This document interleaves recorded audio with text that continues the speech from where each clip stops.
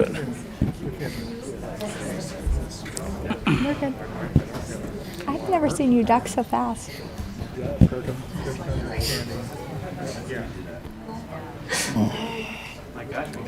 I just don't. I know. I keep thinking one of these nights we're gonna get home for supper, but I mean, Well, you will, but supper might be 9 o'clock. did you hear the Salt Lake City Council last night? No.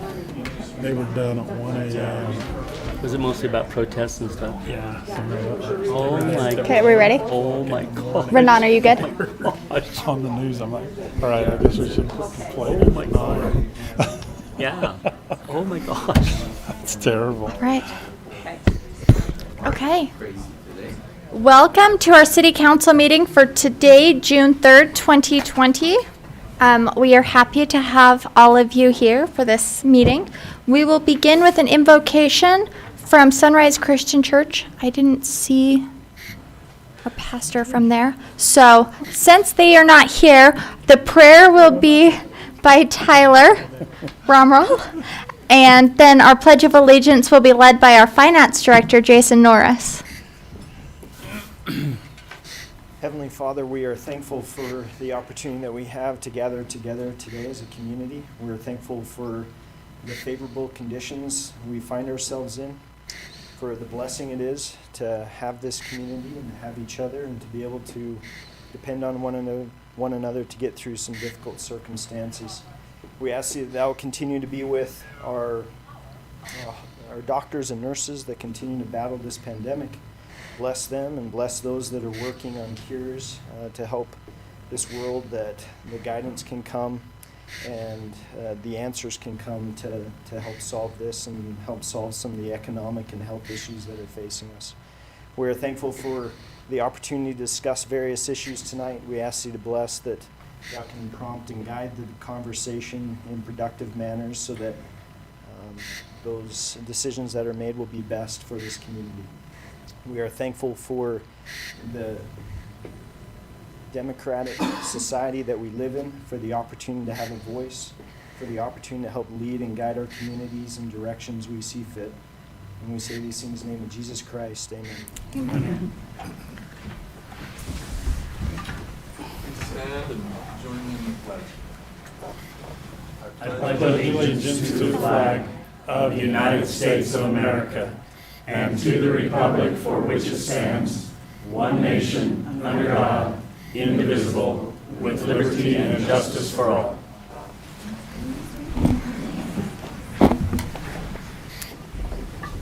Okay. Thank you both. We will now move on to our agenda order approval, and this will be for all three agendas. Can we get a... Mayor, I would like to make a motion for approval of the agendas with one exception. I would like to request that item number 12 on the work meeting agenda be moved right after number 5, since it still ties in with presentations by Mr. Monroe. with number 5 or number 4? Oh, well, let me see. Probably number 4. Number 4, excuse me, number 4. You are very nice to make him not wait through the whole meeting. Well, you may think so, others may not. All right, is there a second? All right, all in favor? Aye. Okay. We will go to council business.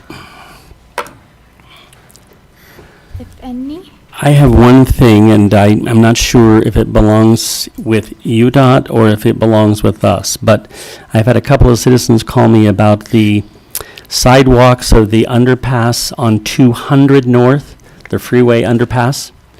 It's covered with grit and everything, I guess, still from snow removals, and they walk there every morning and they say it's littered with trash and there's all kinds of grit on the sidewalk.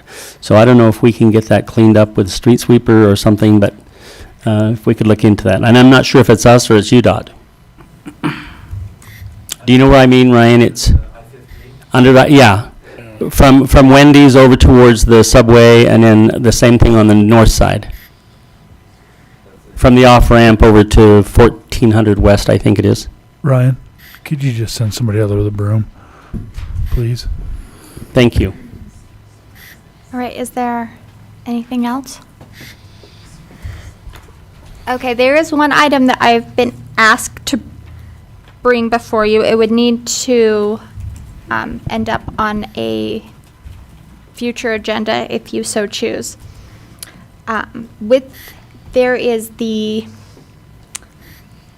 I don't even know the official name, I'm going to go with the Utah Business Revival Group is having a concert next weekend out at the Iron Springs Adventure Resort featuring Colin Ray.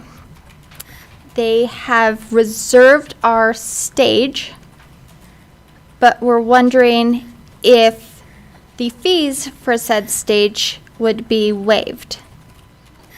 I do not have the authorization to do that. Any fee waivers have to come before the city council. It is between $400 to $500 for the rental of the stage for that day. Would they be responsible to set the stage up and take the stage down? Or is that our folks to do that? Our folks do that. Okay. And the fee includes the stage setup, stage takedown. Is that an item you would like placed on a future agenda? If it's a fee waiver, it has to have a public hearing. We'd have to do it all in one night, wouldn't we? Because the concert's next weekend. The- Correct? You don't have time to advertise the public hearing Right. before the concert. Correct. So it would have to be approval for that after the fact. In other words, they're on the hook for it unless we approve it after the fact, right? You understand what I'm saying? It won't hit our agenda for 2 weeks. 2 weeks, yeah. They're gonna have the concert. They're gonna enter into a contract to use our stage. The way we do the stage is we get the money first. Okay. I guess then they're in a position to get a refund rather than Right. have it waived. So would you like that considered?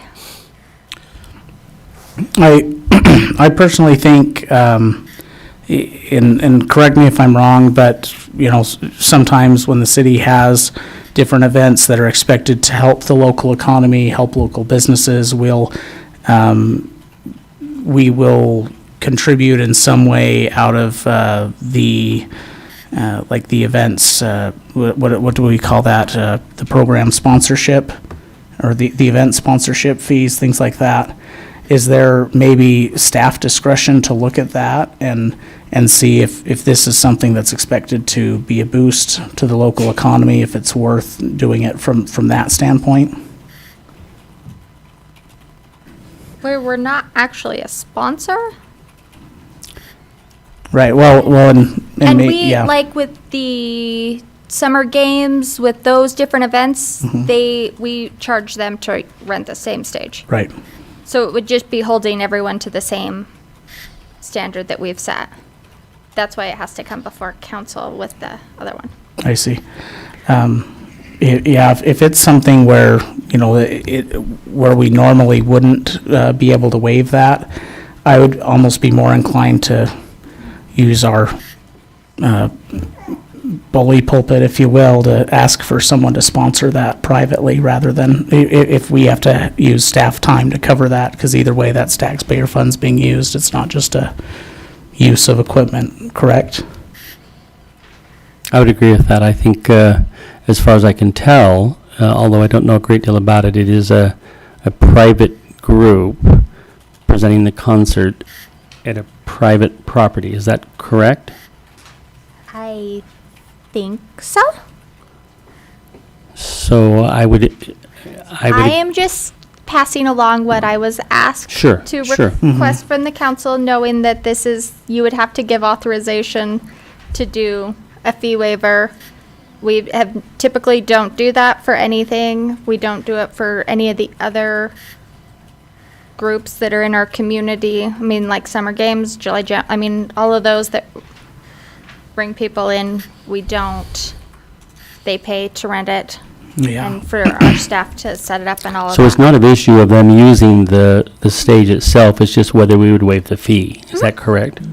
Yeah, I mean, they've reserved the stage. That's not the issue. Right. The stage is available, and they Okay. rented it, and Yeah, if it were just the piece of equipment, I think I'd feel differently, but where we need to pay for staff time to, especially to drive out there to set it up and take it down, I'd be inclined not to waive, but to encourage a member of the public to donate or pool resources to donate to cover that cost. okay.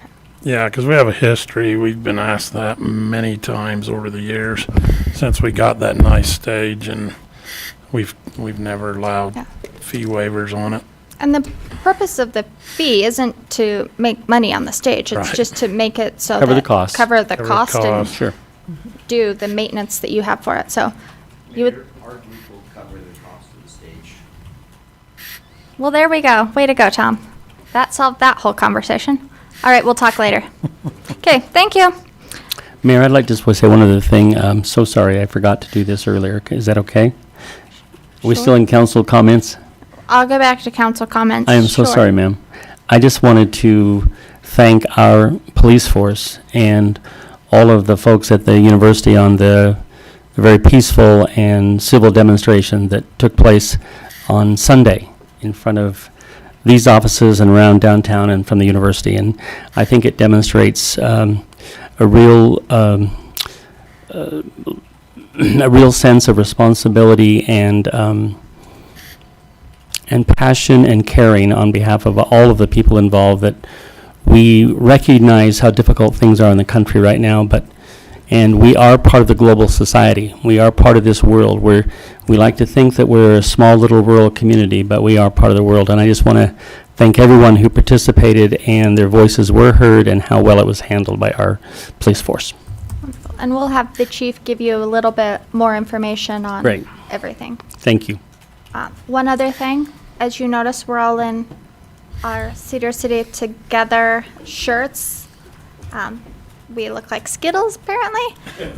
But if there are small businesses or businesses that need, we still have some of the packages that have the signage, that have the some of the resources, masks, all of that for businesses to help them with the reopening and to show that they're kind of going above and beyond to help keep things clean and sanitized and safe for our community.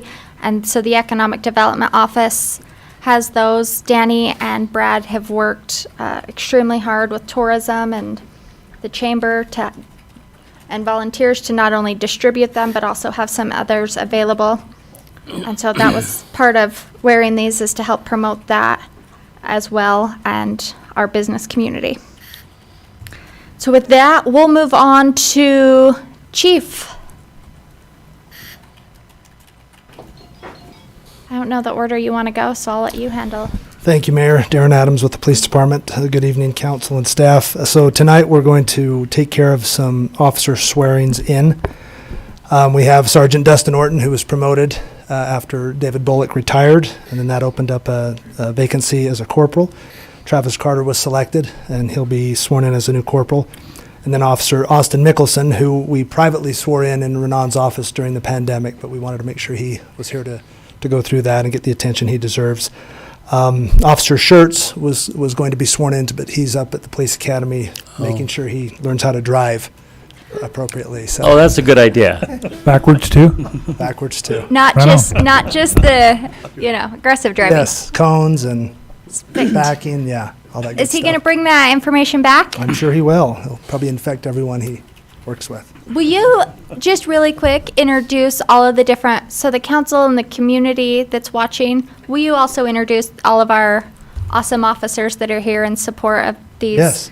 great men as well? Absolutely. So I'll let the officers introduce their families in a moment, but Dustin Orton is here to my left, and then we'll go around. We have Officer Tyler Coons, Officer Matt Carpenter, Officer Eamon Taylor, Corporal Kirk Lovell, and then Officer Austin Mickelson, Lieutenant David Evans, Corporal Travis Carter. Did I miss anybody? So All right. we'll start with Sergeant Orton, and then Corporal Carter, and then Officer Mickelson. So Dustin, if you want to come up and introduce, and then we'll just wind in after me. Just to introduce my family. You still have to say your name now. Oh, I'm Dustin Orton. I've been with the city for 20 years, law enforcement for 22. But Thanks. Sorry, that's just for our recording. awesome. Yeah. That's not because we love you, but you still have to say your name for the recording. Okay. So all the rest of you remember that, so I don't have to cut you off.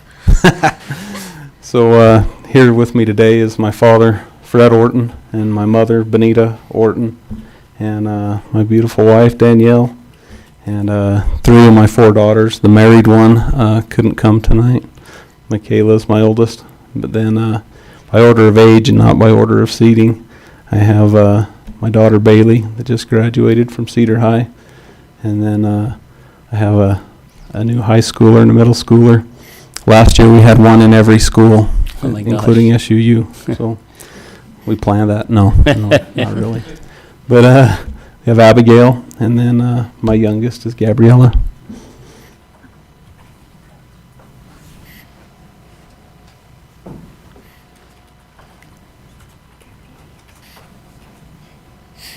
Some do, some don't. Hello, I'm Travis Carter.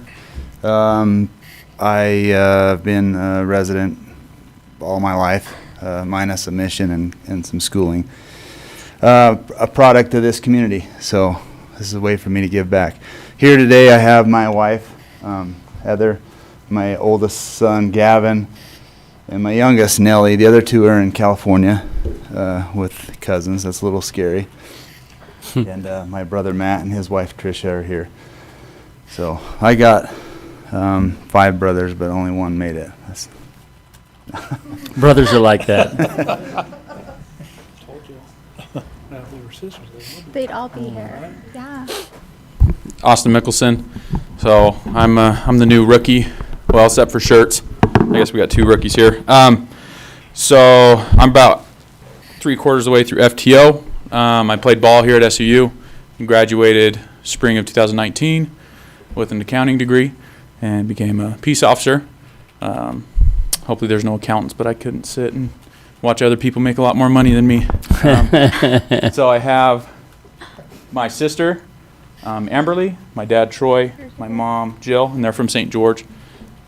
They came up to support me. Then my wife, my beautiful wife and beautiful daughter, Nicole, and Molly is sleeping. So, yeah, me and Nicole met at SUU. She was on the dance team. I was on the football team. She was a senior. I was a freshman, and she swooped me up pretty quick. So, Oh, you're first going to get it semester, when no. you get home.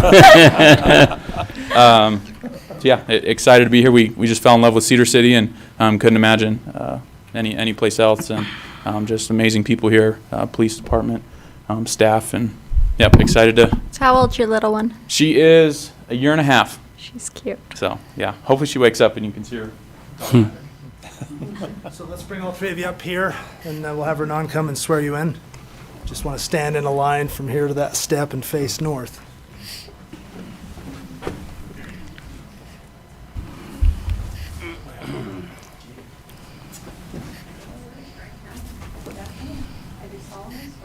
Do solemnly swear that I will support, obey, and defend the Constitution of the United States and the Constitution of the State of Utah. That I will discharge the duties of my office with fidelity.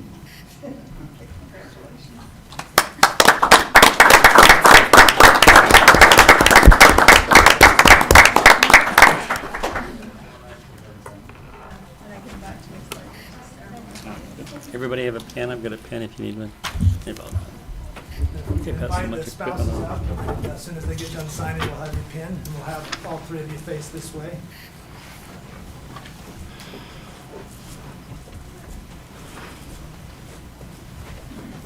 There's nothing as cute as a sleeping baby. She's waking up now. Y'all want to go up, and we'll do this as a group? Not straight. Oh, Heather. We're good, right?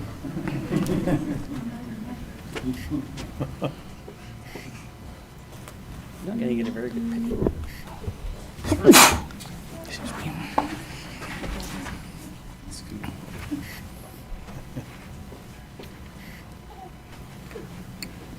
Now get one, Chief, with all of them facing you.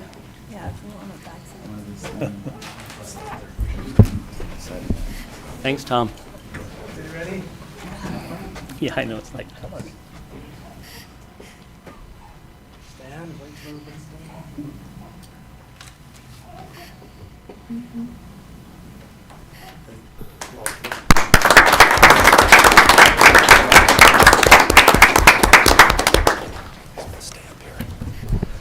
So I've asked these officers to come up and stand by me for a moment as I just make a few comments about the protest. Yeah, come on in, guys. Right up here. Shoulder to shoulder. I know there's nothing that they love more than coming to council meetings and standing in front of everyone. So we've had Corporal Jake Hoyt here and Officer Robert Hunt join us, I think, right? Get up here, Sergeant. So, Councilman Phillips, you alluded earlier to the protest. I just have some prepared statements. I'll be brief. I'm sorry, I didn't mean to rain on Oh, your no, you're parade. good. I appreciate the Apologies. segue into that. So bear with me, and I've emailed these to Renan as well. Way to go with that. I'm learning. So, as a country, aside from this unprecedented global pandemic, we as a nation are experiencing civil unrest, criminal behavior, assault and vicious attacks on law enforcement, citizens, and people's businesses and private property. Fortunately, we are not seeing such behavior here in our community. It is a sad sight, and not only does it trouble me, it infuriates me. In every city, in every state, and in every country across the world, law enforcement, fire, EMS, and public safety professionals have one unified goal in mind, and that is to protect their fellow neighbors, friends, and citizens. Like any profession, there are bad actors, and there are those, particularly in law enforcement, who should have never been given a badge. However, that is a small minority. The catalyst for the recent protests that we were all witnessing, the killing of George Floyd, was horrific. It shocked the conscience of all law enforcement and citizens alike. I condemn those officers' actions, and so do my colleagues and fellow officers, far and wide. The actions of those few do not represent us, nor the vast majority of all agencies across the world. The tactics that were used on Mr. Floyd were inappropriate, not supported by any training anywhere, and quite frankly, were criminal. On Sunday, a group of passionate, remarkable young people, and a few who are mature in age, assembled to protest this gross injustice, and we supported their message. I have to tell you, I was very proud, as were my colleagues, to be a part of this, to support those who embraced and were able to conduct their protest and embrace the First Amendment right they've been given. They were respectful, they were grateful, they were brave, and it truly was my honor and the honor of my colleagues and the officers with whom I am proud to serve, to be with them and to assist them in their efforts. So I, in part, stand before you tonight to declare what I think you already know, which is that we are fortunate and blessed to live in Iron County and Cedar City. We are fortunate and blessed to have the highest caliber of law enforcement officers serving you. So many who are here tonight, along with these remarkable people standing beside me. Although we have not experienced the horror and uncertainty that many of our fellow officers within our state have recently, our officers leave their homes every day, willing to sacrifice on behalf of each one of us, enduring disrespect, assault, discrimination, and even fear. However, they continue to come back for a variety of reasons, but for one reason in particular, and that is because deep within themselves, they believe that this is a calling, that it is their inherent duty to protect others and to serve selflessly, no matter what. I was so proud of our officers and those from the Sheriff's Office, the Enoch City Police Department, the Parowan Police Department, the Highway Patrol, and Adult Probation and Parole, who ensured that this group of remarkable people who were protesting were protected and kept safe. They were flexible and adapted when the marching route surprisingly changed.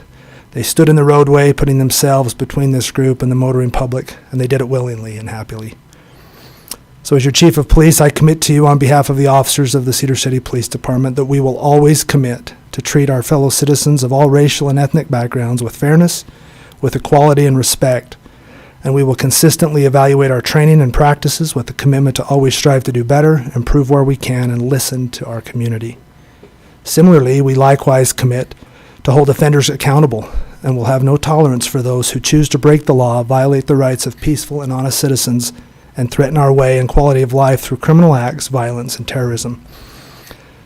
I gotta say, the event that occurred Sunday was picture perfect. It was flawless, and the nation could take a lesson from how things were conducted here in Cedar City, Iron County. I'm grateful to all of you, our city leaders, and our county leaders for your guidance, your leadership, and your support. And I'm also thankful to my officers and perhaps more importantly to their spouses, some who are here tonight, and the families of our first responders for their unwavering support and allowing us to do our best in the service of others. Thank you. Thank you.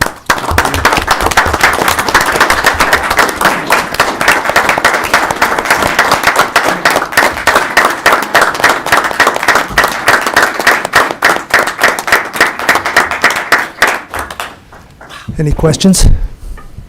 No, we can go home now. Okay. Thank you all very much.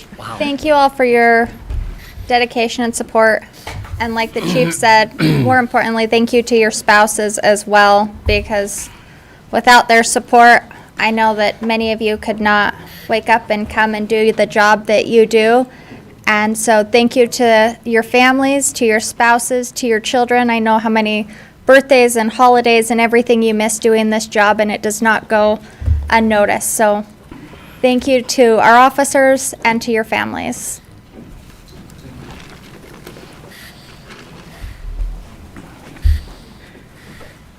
Thank you for coming from St. George.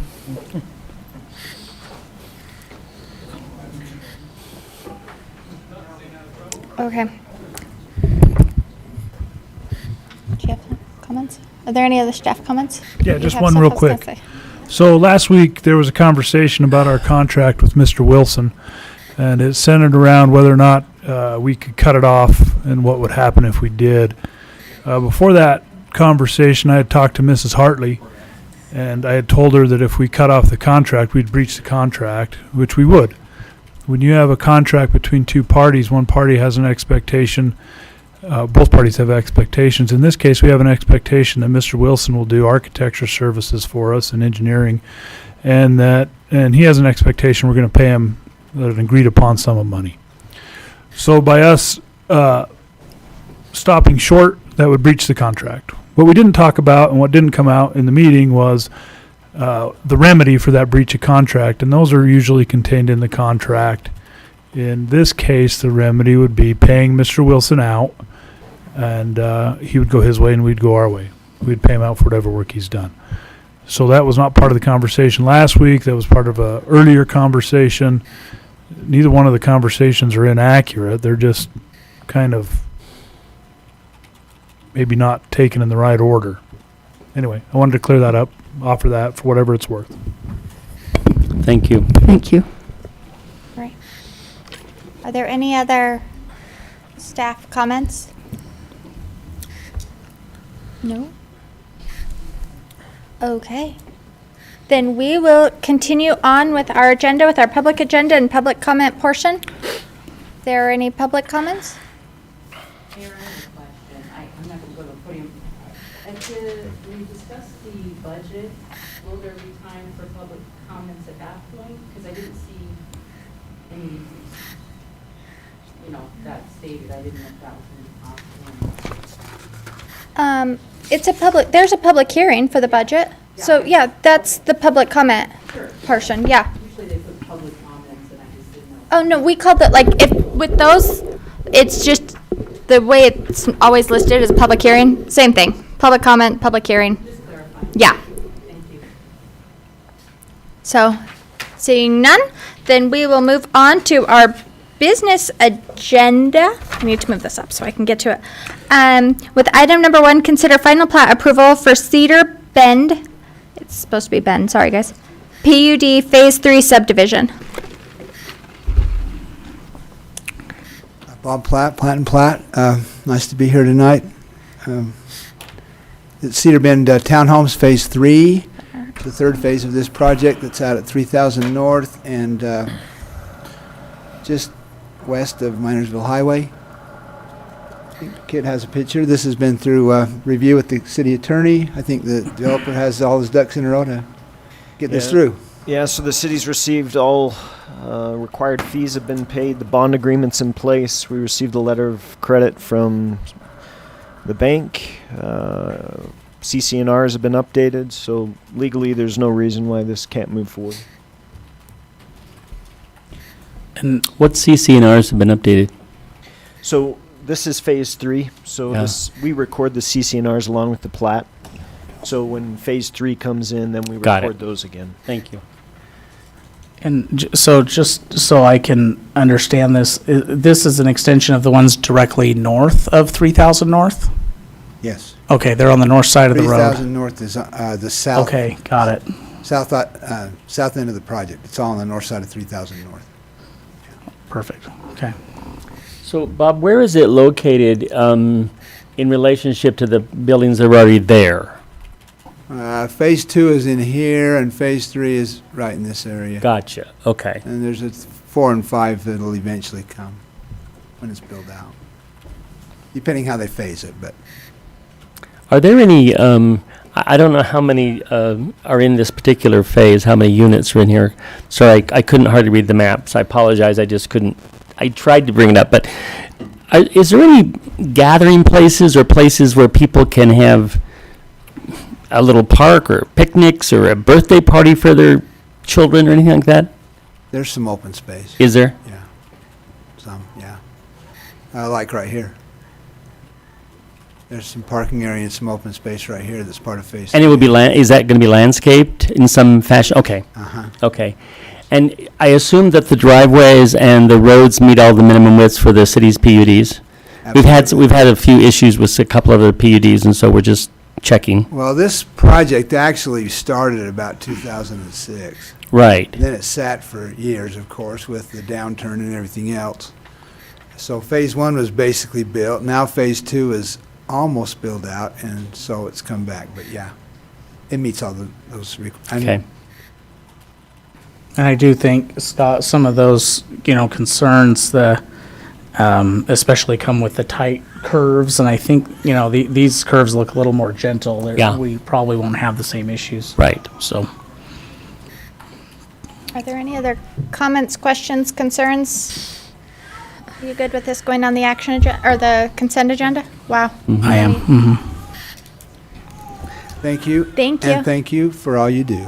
Okay, we appreciate you. We like having you here in person, too. Mayor, I do have one question for Ty. We had talked about looking at some revisions and stuff, and I just want to know in the process where we're at. No, not with his No, project. yeah. Just with PUDs in general, looking at that ordinance. So I followed up with Don on this last week. This item, as well as revisions related to the SHD zone. He's aware they need to move forward. I've asked him to accelerate his Okay. pace on moving them forward. He was not prepared to bring them Sure. to the next round of meetings. Okay, thank you. Okay. Item number 2, a public hearing to consider a zone change from R-2-2 to INM 1 for property located 800 West Cold Creek Road. Yes. I'm Weston Adams. I'm here on behalf of my father, who's probably been in here a few times doing this. Any questions for this zone change? To my knowledge, it's been before the city council a couple of times. Yeah, so let me give you a little background. So this is the property that was the city's. We went through the disposal process and sold that to Cade Adams. He's now bringing through this zone change. Currently it's zoned R22. The general plan says it should be INM 1. He's wanting to rezone it to INM 1 in conformity with the general plan. And is it the piece to the south of 800 or to the north of 800?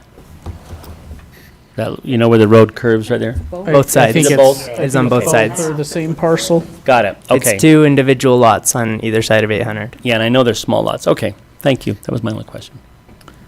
All right, are there any other council comments, questions? Okay, no? Then we'll open the public hearing. Your dad has you on the payroll, right? Not yet. Haven't done anything yet. Right. up here. Seeing no public comments, then we will close the public hearing, and we will put this on the action agenda for next week. Thank you. Thank you. All right, public hearing to consider working with the chamber on a small business grant program. Yes, thank you, Madam Mayor. So we had talked about this item a little while ago. and have been going back and forth on some of the specifics. Let me pull up, is this the one I was looking for? Here we go. So last time this was discussed, which I believe was 2 weeks ago in council, we talked about some of the parameters that some of the council members would feel comfortable with providing these micro grants to local businesses that have been affected with COVID, especially to assist with the reopening process. We also, pursuant to that, released, what was the term, Tyler, a survey study, and just some basic rationale for that, based on some of the most recent survey data from businesses.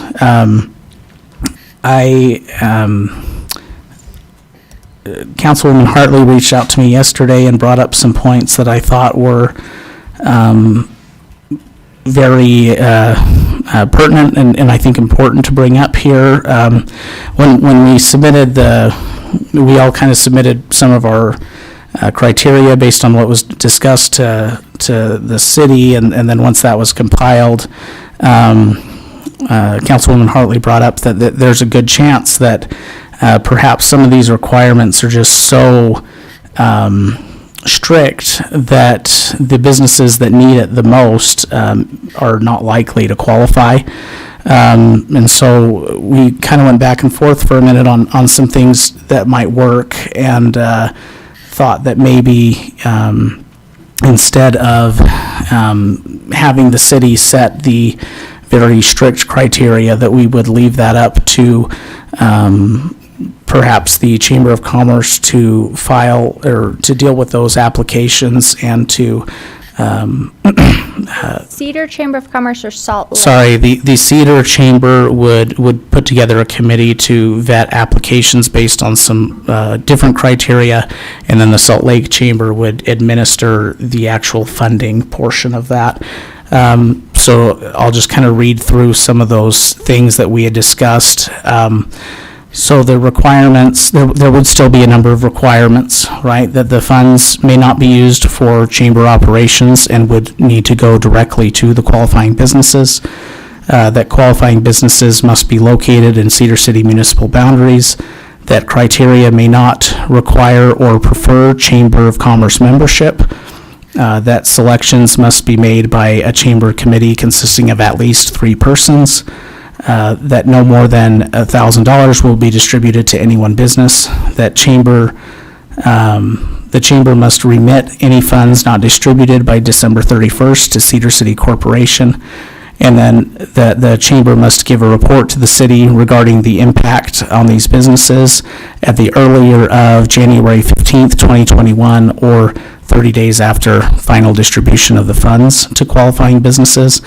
And instead instead of all of the other things that were mentioned, to simply give guidelines to that committee that they would demonstrate a preference for businesses demonstrating their greatest need, that there would be a preference for businesses desiring to apply their funds to the reopening, increasing or maintaining employee count, and or needing funds in order to order inventory or equipment needed to reopen, and then a preference for businesses where a small amount of only $1,000 is going to have the greatest impact. So rather than having the city kind of get into the weeds on a lot of these other very strict requirements, giving that directive and having the chamber administer the application process with those types of parameters instead. And I'd like to open it up to my fellow council members and see if they have what their thoughts would be on that. Just for clarification and for the public's sake, what Right. we're talking about is $25,000. Yes. And so it would go $1,000 to 25 separate businesses. Right, so so Cedar City Corporation would essentially donate $25,000 to the Salt Lake Chamber Foundation. I've talked to their administrators, and they are more than happy to serve as a custodian free of charge of those funds and to remit the checks pursuant to the city's requirements. And so what we would be doing then is asking the Cedar City Chamber to apply those guidelines and review the applications and to submit their recommendations to the Salt Lake Chamber, rather than having us vet those ourselves and get into the weeds with individual businesses. Councilman Melling, do we, in order to qualify for these matching funds, does it need to go to the Salt Lake Chamber Foundation rather than be a direct contribution to the Cedar City Area Chamber of Commerce? Right, exactly.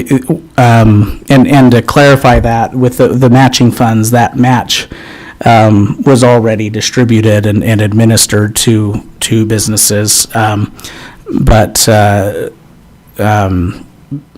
But you are correct. The funds will not go in any way to the Cedar City Chamber.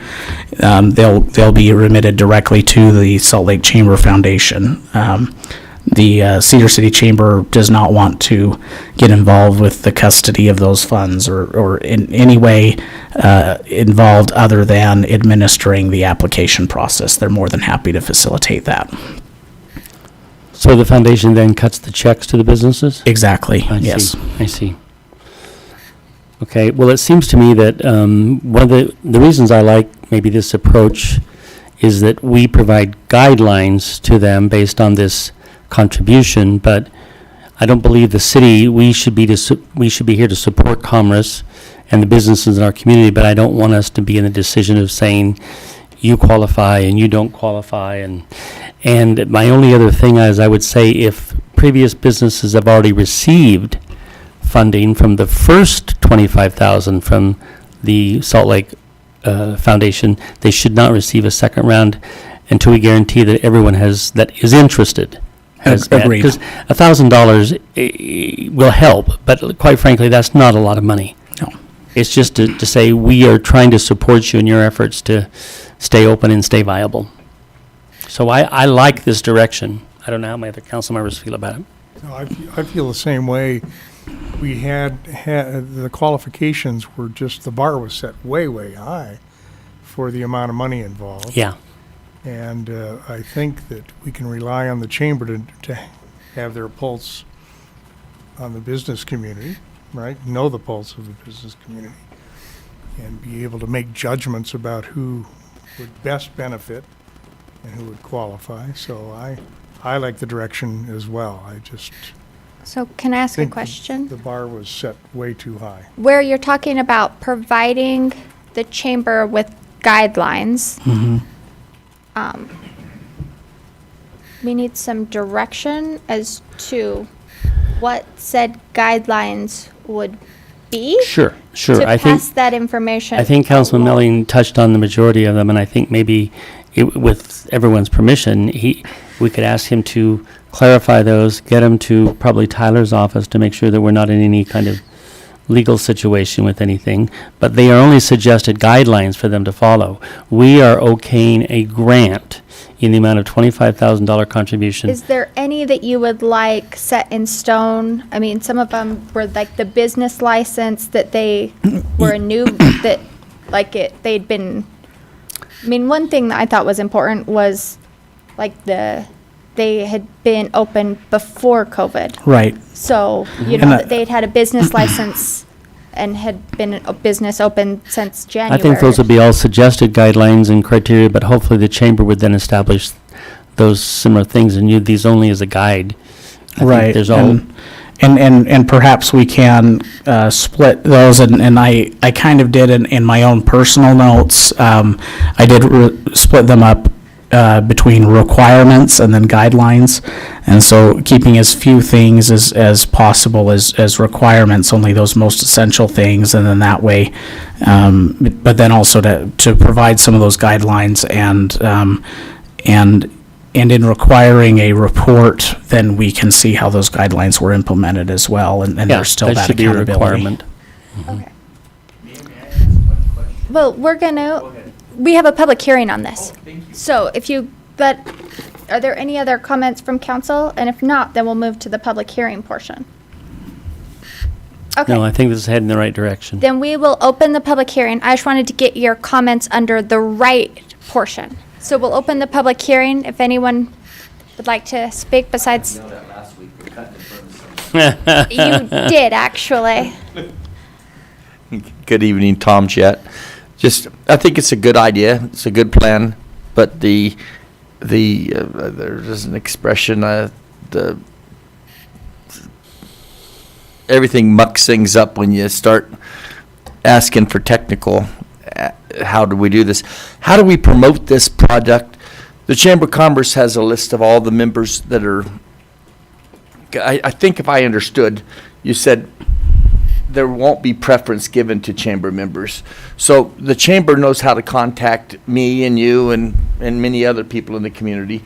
But I'm not sure if if the chamber represents 3% or 97% of the small businesses in Cedar City. So how will we get the word out to the I'm just going to say a daycare service that's doing it out of their home and they have a license, but they're not a member, versus a hotel downtown? That is a brilliant question, and Thank you. Can help provide you some guidance that we've talked about. One way is Renan has about 3/4 of the emails. We're not positive they're correct for businesses. We can send it out to them. The businesses we have email addresses for. We can put it in my monthly newsletter. We can put it on social media, and we can publish it. And you've got a reporter right in the room. Those are all sound like great ideas. And so, and We're then only they have talking the- and 25 businesses. It isn't like we're talking 200 or 300 businesses. and have the chamber do whatever they do. And so try to use all the means we have to get it out. I'm sure that there will be somebody that can come back at a point and say, I didn't know. But we're going to use every means that we know to try to help promote it. And Thank you very much. And I agree, Madam Mayor, as if we're using official city channels to spread that information, then that helps alleviate the disparity between chamber and non-chamber businesses. Those who have already received funding from the first wave of grant funding that was privately provided, I believe it was 60% were not chamber members.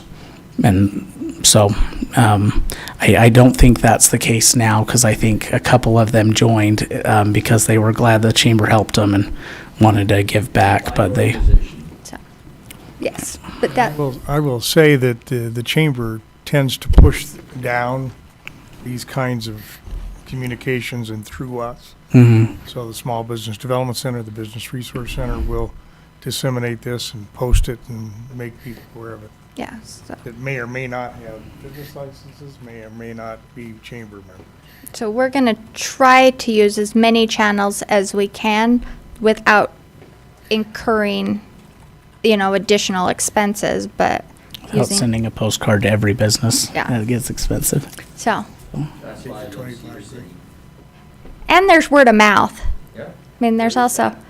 Yeah. So if you know someone who's hurting, let them know about this program if we pass it. So. Okay. Are there any other comments? Okay, we'll close the public hearing. I would say let's put this on the action agenda so we can have the criteria by next week and know exactly what's being promoted. Item number 4, consider a resolution of the Central Iron County Water Conservancy District exercising the city's support for the Wawa and Pine Valley water projects. So there's a little error on the agenda. It's Mr. Monroe is going to present this, not me. What's that? The agenda has my name with it. Oh, it has your name? Yeah.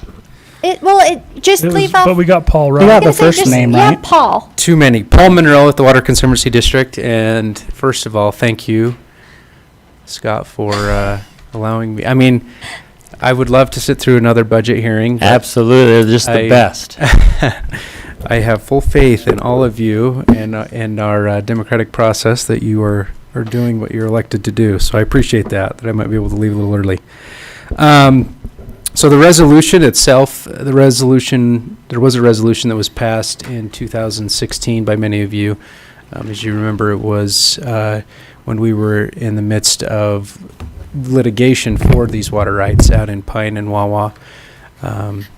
And so the council had approved that, and we used that, and it helped us to negotiate with the state engineer and others to show the need for the water. So we appreciate that. And I've brought it back to resubmit for our, through the NEPA process of our environmental impact statement. And You can't use acronym. You have to actually like. NEPA, the National Environmental Policy Act. There you go. For I don't let our any of the other ones use Yes. acronyms, so you're No, getting. okay, that's fine. I'll try and not use those.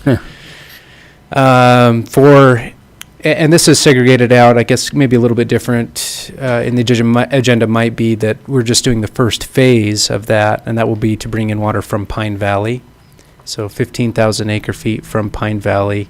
And as we've analyzed the two valleys out there, there's more water out there. It's a better quality of water, and then it flows into our basin once we pump it up to a high point out there. So that's kind of the basis of it. Where we're at in the process for our environmental impact statement is we've gone through all of the surveys at this point. There's just one left. It's spring snell.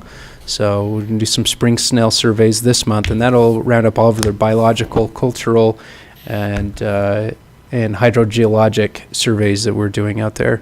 And once we have that, once we get those finalized, we'll then submit those Okay. to the federal what registry. Is spring snail? Is that what I would think it is? It's a snail that's in springs. Okay, So, perfect. yeah. Not the season of spring, but in a spring of water. A spring of, correct, yeah. Yep. We've analyzed everything. There's probably a list of, 45 different species or something like that we've had to go out and look under rocks and try and find. So it's been a really neat experience, and we're just now getting to the point where President Trump, when he was first put in office, he made a change where, through an executive order, that when you were going through these environmental processes, he wanted them to get finished, right? Sometimes they just go back to D.C., they'd sit on a desk for years, and they'd get caught up in political issues, whatever. And so now what he's done is he said you have 1 year, once you file your notice of intent, your NOI, to the government has 1 year to finalize that, to make a decision. So that makes it so you have all of your front loading. That's why we have all of the surveys already conducted and have done all of those things. So we do that prior through an independent third-party contractor between us and the BLM. And then we'll submit that. It's been pushed back, I think maybe in the notes, July 1st. It's now back to July 8th. And then we'll have two public comments, public hearings. That will be one in Cedar and one in Beaver County. So that's the process. The resolution itself that's before you, I changed only slightly. I changed it kind of from Pine and Wawa to just the Pine Valley Water Supply and Conservation Project. So that's really the only change that's substantial from the one that was passed in 2016. Paul, have you run into any problems in any of these environmental impact studies? Anything that was alarming or surprising? A couple of species that we knew would be an issue we're still mitigating the way that we can basically help those species. One is sage grouse. They're borderline being listed as endangered, and there are some prairie dogs out there. But the interesting thing with the sage grouse is they haven't seen any in 5 years, but it's still part of this protected habitat area. But we have a great opportunity to be able to supply water if the event if they bring some in there. Through our application and negotiations, we were able to get 2,000 acre feet that we could potentially utilize in that area. So we have some ability to actually create better habitat for them out there and hopefully help the Fish and Wildlife and Division of Wild Resources to maybe help increase some of the resources that are out there for them. But some of the other things that we've kind of looked at, you're really not going to know what species might be there until you start digging through. And so we'll have to have a wildlife biologist on the site at all times when we get to construction at that future date. Do you see there being any pushback with your hearing in Beaver County? I don't know. Potentially, yeah. I don't know. I mean, they were not excited about us going and filing on water in their county, and thus we had 10 years of litigation with them. But I visited with them since, and it is unfortunate, but it's just the way that the law is. I grew up in Scipio, and we can't drill wells in Scipio because Delta had filed on the underground water that was flowing underneath Scipio long before. Similar, most of the water that runs off of Cedar Mountain and goes through Panguitch and Paiute and Sevier County and Millard County was all filed on by, I think his name was Thorpe Waddingham back in the early 1900s, and that's the reason why everybody cusses Delta. So, but they have the water. So yeah, we may get cussed, but we'll still have the water. Paul, I have a question, and for clarity, I have taken each of the whereases as a paragraph, okay? Yes. Even though it's a sentence. So paragraph 9 is actually the top of the second page. Well, it's number 10, actually. The current estimates, whereas, show approximately 7,000 acre feet water per year. You with me there? Yep. So this is exactly the same information that was in 2016. So I'm just wondering, has anything changed in these 4 years? And the 7,000 acre feet, is that the depletion based what's not put back in? I want to make sure I understand that 7,000 acre feet. Yeah, so the 7,000 acre feet is the annual deficit. Okay. So we received 21,000 acre feet is the estimate, and we use 28. And the 25% of water use for municipalities and industrial and 75 for agriculture, that's still pretty accurate even in the 4-year span? Yeah. Okay. And then I have a similar question. I would say even with continued growth within the cities, yes, we've seen also growth in the agriculture as well. So I think that there's been concern with the state engineer and some of the things that he has, he's been coming down here, looking around, knocking on doors, and people become nervous. You've had more people that have tried to put their water to use to protect it. Mm-hmm. And so to clarify that, one of the issues that we're facing, Scott, is that even though we're only using 28,000 acre feet in this basin a year, we have about 56,000 acre feet on the books. Yeah, 50,000 acre feet on the books. And so there's a lot of water that's on the books that's not being used. And so that's one of the reasons why they're looking at a groundwater management plan is to stop the use. Oh, yes, it's coming. Then I would say in paragraph number 17, whereas Cedar City residents currently comprise approximately 60% of the district. I'll wait till you get there. Yep. Okay, so that information also is the same as 4 years ago. And would we say that those numbers, based on your information, is still correct? You know what? I might have to review that. I'm not sure. Okay. And then my follow-up to that same question is, so I want to make sure I understand this, even though I know this is just a resolution allowing us to move ahead. But if we are 15% of the water users, how much are we asking to fund of this project? We're not there yet. Okay. Yeah. All right. Yeah, this would just basically, I think we're at a level here that, Yeah. hey, we understand that there is a need. And I know that paragraphs 19 and 20 were new, but it's based on the specific project of the Pine Valley Water Service that is different from the resolution of 4 years ago. That's the concern I have, is the problem in the valley. Cedar City Corporation is contributing less than 25% to the problem in the valley, but as far as the proposed cure for the problem in the whole valley, we're gonna get stuck with the majority of the bill. And that's an issue for me. Well, I think that's obviously the issue we have to talk about down the road and Right, and- what that all means, but we don't Yep, even, that's the big elephant in the room. That's Sure. been the elephant in the room since we started talking about bringing water in, and Yeah. something we gotta figure out, but. Right. and how much water, we're asking for 15,000 acre feet in this first service project, is that correct? Correct.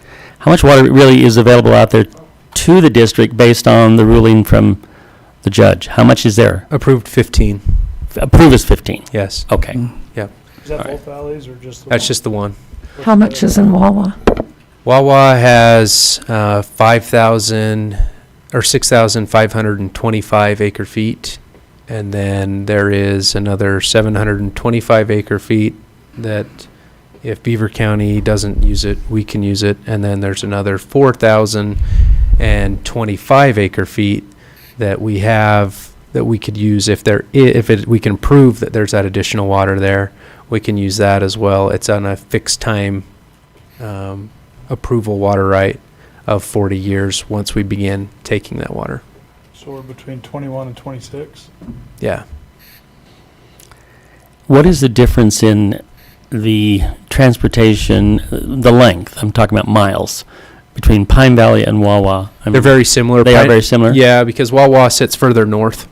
Okay. So even though Wawa's closer, in order from east to west, Wawa is closer to us as it sits further east, and then Wawa's further west, but it sits further north, so it's about the same as far as pipeline distance. But they will meet at a junction near Lund.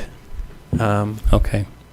So the second phase. May have to take a field trip out there sometime. Never Yeah, been I'd out love to there. take you. Yeah. Will it be an above ground or underground pipe? Underground.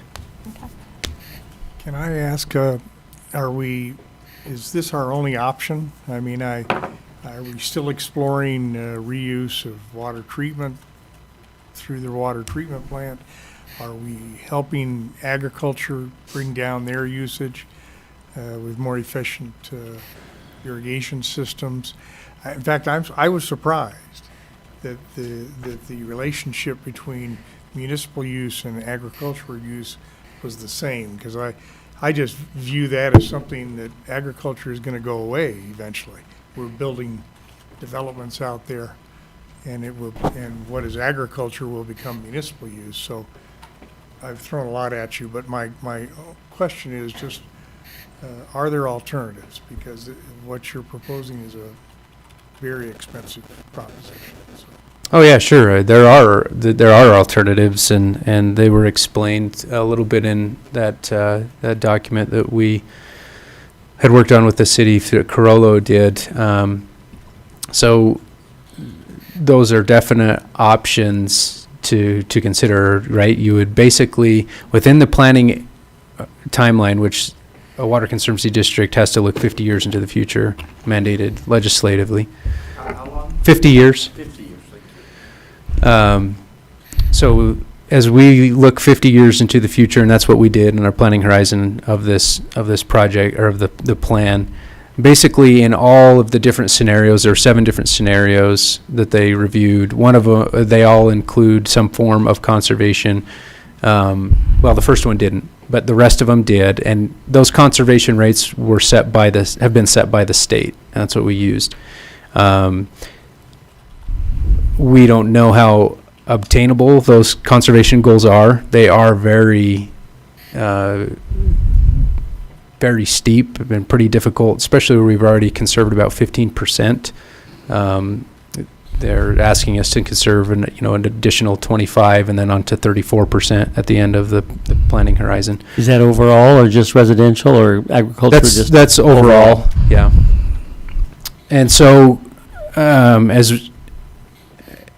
the different scenarios that are involved, if we include just buying and drying out agriculture, eventually we get to a point where we will buy and dry all of ag, and you'll eliminate that sector of your economy here and your heritage here, and then you will just, at that point, what do you do? Because that's basically at the end of the planning horizon. So sure, those are all part of it. They're factored in. The wastewater treatment or reusing wastewater, that was factored in as well. So I think what we do have is we have options. You asked what are we currently doing. We've done a lot with agriculture the last couple years. We've converted over 2,000 acres into what's called low elevation spray application. And that uses far less water. I sit on a legislative ag optimization committee where we're reviewing how well that technology is being used, and we're actually going to install a linear pivot at SUU that doesn't go in a circle, so it goes linear, and then they'll cross-section that with different soils and different plants, and then they'll also use different irrigation practices within that. And so they'll be able to analyze how much evaporates and how much the plant consumes, how much water loss, and be able to calculate all of those things. So there's a lot of research that's going into ag. This isn't the only area that has issues with groundwater withdrawal, and particularly where we get all of our food in America, they're having these similar issues. The San Joaquin Valley and the Ogallala Aquifer, two of, you get most of your bread and all of your grains from the Ogallala Aquifer, and then all of your fruits and vegetables all come from the San Joaquin Valley, where they're having tremendous issues with ground subsidence and dewatering their aquifers there. So the question too, as we go into the future and look at policy, is where are we going to get our food? Because if those two places run out of water, where are you going to get your food?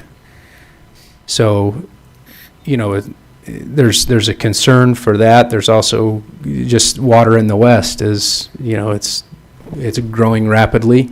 And these are decisions we'll have to look at. Additionally, the one thing that we installed just this year is we were able to put in a line up to a pivot off of the Lazy River. And so rather than recharging with that water, we're able to directly put that into a farmer's pivot.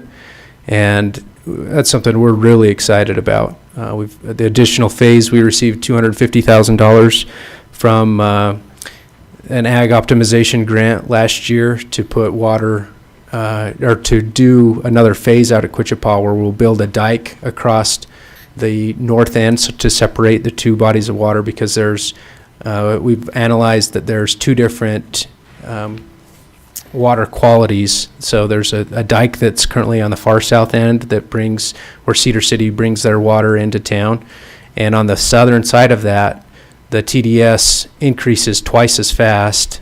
TDS is total dissolved solids. There you go. And increases twice as fast on the south end as the north. The north end is where the fresh water comes in, and so we think we can dike that off and pump more water long term up to farmers around that area. So it's an additional phase we'll be working on that we can better utilize the water that we receive. So, Paul, I'm going to ask this $1 million question maybe, or $350 million question. By approving this resolution, what is the assumption of the Iron County Water Conservancy District Board and leadership? What is their assumption if we agree to this resolution? Terry, do you want to help answer that as a board member? Oh, good leadership there. Well, as I read it, I came in and talked with Mr. Bittman about it because I feel like we're getting far enough into the project that we either need to work out who's going to pay for it, who's going to own it, who's going to be able to use the water from there. So it concerns me a little as we get closer. The recent study that Carollo's presented gave me a lot of food for thought, and I had discussed that with you afterwards. The biggest thing that stood out to me is if we dried up all the farms and bought all the water rights, we still wouldn't have enough according to their study. It's all just projections. That concerned me. I thought it was important that we start those discussions now, what the expectations from the Water Conservancy District and what the expectations of Cedar City is, and probably start nailing down some of those details. I know the last projection, it was all paid for a large share from Cedar City water users, and that concerned me. Yeah. I liked the presentation prior to that incorporated some of the property tax, some impact fees to where those people that are causing the growth would help pay for that. So those are some of my thoughts over the past month as we've talked about it. Yeah, that was definitely maybe a weak part of the report, or one that we had asked for a little bit more detail, but that's just kind of the way that it came out. But and really all it is kind of, as they stated, a bookend report. So almost like best worst case scenario type thing within the report. And clearly there are lots of ways to fund it, and I agree that all of those need to be explored. And I agree with what Paul has said, that there's other ways to look at who is contributing to the issues within the basin and who's going to pay for it, right? So we have the ability to finance this in three ways to generate revenues, right? We have impact fees, we have user fees, and we have taxes. And all three of those should be utilized in it, not just water rates. I agree with that. And those discussions do need to start. We need to start talking about how it's going to come together and when it needs to come together.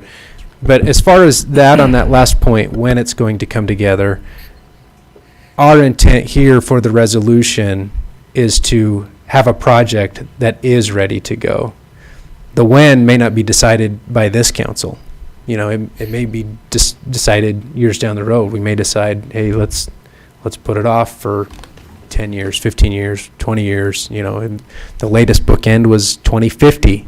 That's when basically you've exhausted all water resources here, and 2050 is when you would have to have it to come in to continue to grow. Is there a shelf life on the environmental work? Yeah, but it's easier to redo it. At least that's what they tell me. Extend that shelf. Yeah, 30 years. And is there a shelf life on if the use it or lose it type with any of these rights? Municipalities, the Cedar City, the district as well, they do not have to have, they submit basically, I think it's a 40-year plan, or it might be a 50-year plan, and then you show that you will use that or need it within 50 years, and then 50 years later you'll do the same thing. So basically municipalities can hold on to their water forever. All right, I just didn't know what lawsuit with everything with this one where it's a little bit different than. No, we've got stuff. where it went through the court, we've got a decreed right, so it's about as secure as you can get. Okay. But I agree. I think, as far as this resolution, that's one thing, but I think sooner than later, even if we're not ready to break ground, and I don't think we're wanting to break ground right away, but even if it's within the next 10 years, I think sooner than later, we do need to start having those discussions about the policy, and do we want to count on those farmers selling their superior rights to us over time and draining them, Or are we going to exercise eminent domain if they're not willing to do that?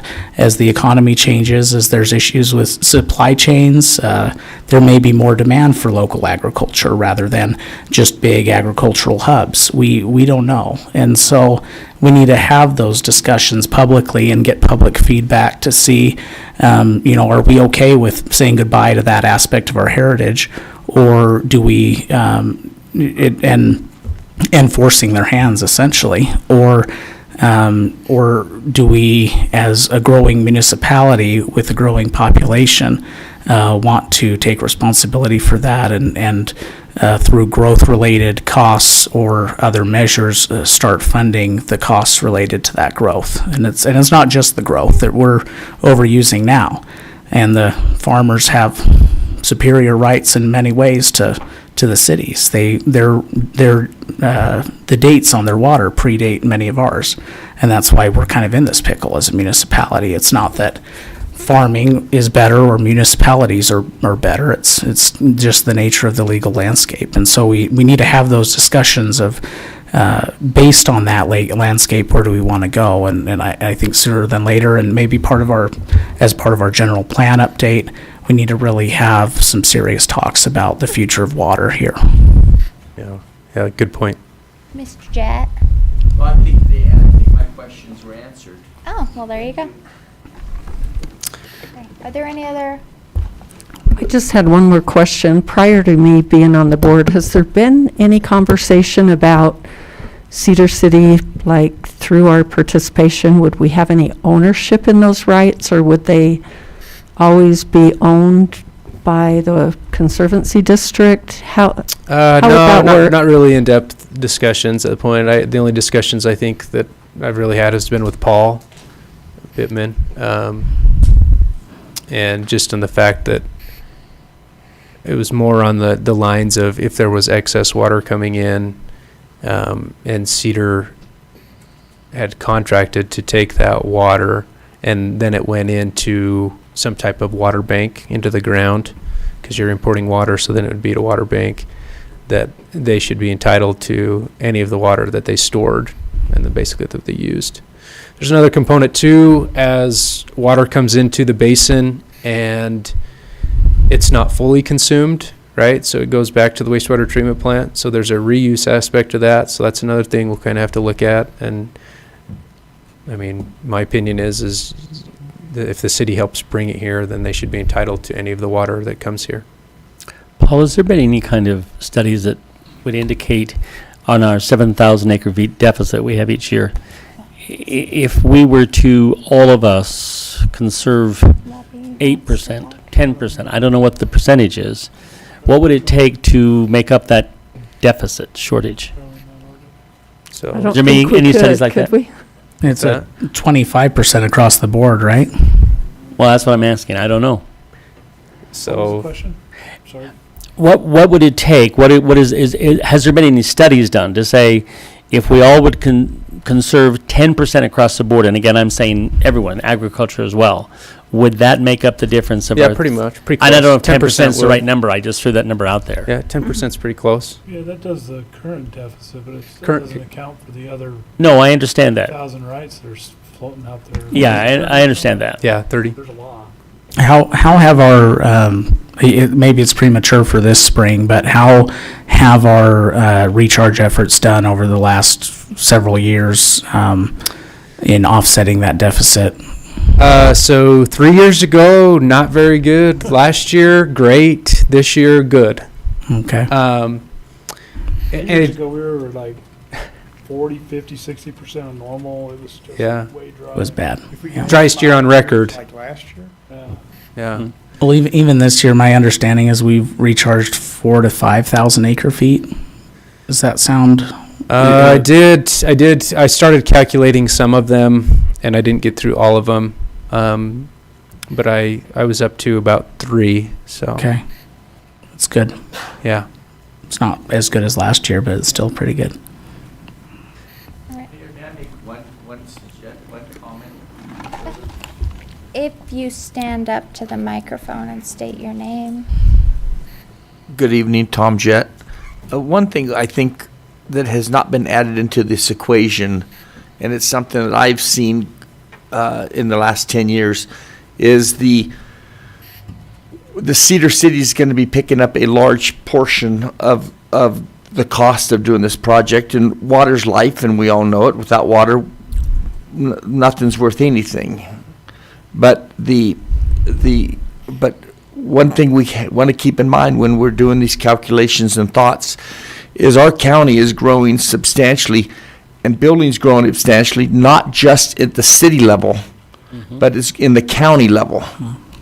So I want to make sure we're not bringing in water on our dime to supplement as a result of supplementing the cost in the water for the massive developments that are happening in the county. And I keep on watching more and more and more county subdivisions or other non-annexed into the city subdivisions appearing. Yep. And so just when we're having these conversations, keep in mind the trends that we're going. I came across a subdivision, I guess last week, on I took a wrong turn, to be honest with you, off Bumblebee, and there's a brand new subdivision out there, and 5-acre and 10-acre and big lots right on the west side of Quichapa. Well, not right, but maybe a mile to the west of Quichapa. And I was looking at that going, wow, these guys are going to be sucking down the water. And so when we're having these conversations, let's just keep in mind that and my property's not very good, but the average property in Cedar is a 1/4 acre, and we have maybe 2,000 square feet of grass, or they're 1/2 acre, 1 acre, 10 acre, and those are going to be the major consumers of the water. And so just keep that in mind. And this is in no way to poo-poo the idea of the Water Conserves District or this pipeline coming in. But I can see the handwriting on the wall that we're the deep pocket in the community as the residents of Cedar City. And last number I looked at, it was close to about 66%. And this was 5 years ago. And I think maybe, as the county grows, maybe that number has, the county population, rather Cedar proper growing, maybe that has come down a little bit. I just want to make sure we're not going to be the daddy warbucks of the project, and share some of these costs proportionately, and how we do the valuing and how we're going to do the billing, and some of that maybe has to be done more aggressively by the Water Conservancy District on multi-tier for those people that have the 1 acre, the 5 or the 10, that says, hey, you know what, after X amount of water use, your rates double or triple or quadruple, because we know that's going to be costing us more as Cedar residents to pick up the cost of the overall project. So just a thought. Thank you for letting me speak, Mayor. Thanks, Tom. All right. Do you have anything else? I would just comment to Tom's, just the fact that Cedar City will subscribe to what they think that they need, right? I mean, that's what they're going to do, and there'll be definitely a lot of financial decisions will have to be figured out and ironed out, but yeah, those discussions do need to happen. As far as, the district does have a lot of different lots and different size of connections, and we have all different rates for all those lots. Yes. So I'm sure you do. Does Robbie, Ryan, Trevor, Jonathan, Kit have comments? Not in that order, or in that order. No? I'm good. Jonathan, Trevor? Jonathan Stathis, City Engineering Department. I guess I'll talk since my presentation's been up there for about a half hour. It looks nice, though. You should have it memorized by now. I think so.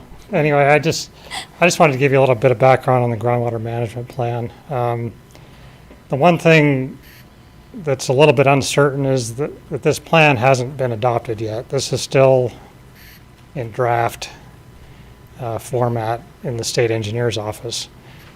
But this is the best information that we have at this point as far as the timing of the cuts.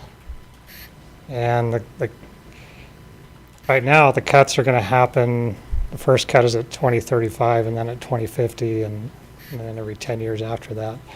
And I just put a dollar amount as to if the city were to go out on the open market and start purchasing water rights to replace what is being cut, that's the dollar amount based on current appraised value. And so you can tell, you can see the magnitude of what those cuts are going to be if the city were to replace all the water rights that were cut. Of course, that's going all the way out to 2080, so obviously prices and things could change during that time. But anyway, I just wanted to give you an idea of what. So through 2080, it'd be 102 million. Is that what I understand? Yes, if the city purchased If we have to water have the and Yeah, land. yeah, Yeah. yeah, the water and land. 75 million just for water rights. That's based on an appraised value of 4,500 an acre foot. And then, yes, if the city purchased the land as well, then it'd be 102 million. And that would be to, like I said, to replace all the water rights that are cut in that time period. For purchasing water and land, would that be like purchasing and drying a farm? Yes, Is that why you would purchase the land too, Yes. would be to dry a farm? yes. Okay. And that's assuming that we could purchase it. I mean, they may not sell or but that you're just putting all the scenarios out there. Exactly. And that's assuming that the price stays at 4,500. Yes. Yep. Exactly. Do you see other options, other things that we should consider? Any thoughts with the resolution? Anything to be concerned about? I just threw a whole bunch of questions and a whole bunch of different things at you. Well, to me, this is the other option. Buy and dry is obviously an option. We also have the wastewater treatment plant where we could, bring that water back in. There's a question there on exactly what credit would the state engineer give to the city for reusing that water. Mm-hmm. There's also still the question of what credit will the state engineer give for recharge. There's also still a question with the groundwater management plan itself, where it's not even adopted yet. So to me, there's still a lot of questions that I think the state engineer needs to answer that haven't been answered yet. And I think I don't know if the Conservancy District has met with the state engineer recently, but I think it would be a good idea to try to get some of those questions answered. Because the state engineer is the one that's going to be dictating all of these cuts and all of these, exactly what kind of credits are going to be received for recharge for the treatment plant and other things. So to me, there's still some questions that need to be answered. Jonathan, how long has the draft groundwater management plan been at the state level? I mean, how long have we been waiting for it to go from draft to It started approved? 3 years ago. We started drafting it 3 years ago, but I don't know when that final draft went. Paul, do you know? So they presented to the public. You have to come back up and talk. Do I need to restate my name? Yeah. Paul Monroe. They initiated the draft, I think it was in October. They gave a period of time, and then that time got extended through the end of February for different water user groups. That's usually when the irrigation companies get together to discuss things. So they extended it through February. So they're just on their process of how they advertise and pull their triggers. So, and then in the meantime, we've had a new state engineer. And a pandemic. I was going to say, has And a Corona pandemic. World slowed this down? I mean, I don't know. Well, I think more so probably the change of the state engineer. Probably a combination of both, though, right? The inability to meet with some of their staff. But I did talk to Nathan Moses last week, and he had a meeting scheduled I think this week with the new state engineer to discuss the groundwater management plan here and to move it forward. So that's all I know on that. Okay, thank you. One of the things that the state engineer is considering, currently there's a dividing line between the water rights north of Highway 56 and south, and they're looking at maybe allowing water rights to be moved from north to south, which would help the city because the city uses quite a bit of rights on the south in the Quichpa area. So anyway, there's just quite a few different things that haven't been resolved yet in the state engineer's office. Whether that impacts this resolution, I don't know. I'm just kind of presenting what the current situation is with the groundwater management plan and how it's going to affect the city if it does get implemented, and what those cuts would be. And if we do need to replace those rights, there's going to be quite a bit of cost involved to go out and get those rights, because they need to be the pre-1934. And as we talked about, the irrigators, they hold most of those senior rights. And so whether we're going to be able to obtain those, I don't know. Jonathan or Paul, I don't even know who would be the right. Have we expressed those concerns to the state engineer? I mean, we probably did to the other one, but have we kind of expressed a number of these different concerns and issues that we need guidance on to the current?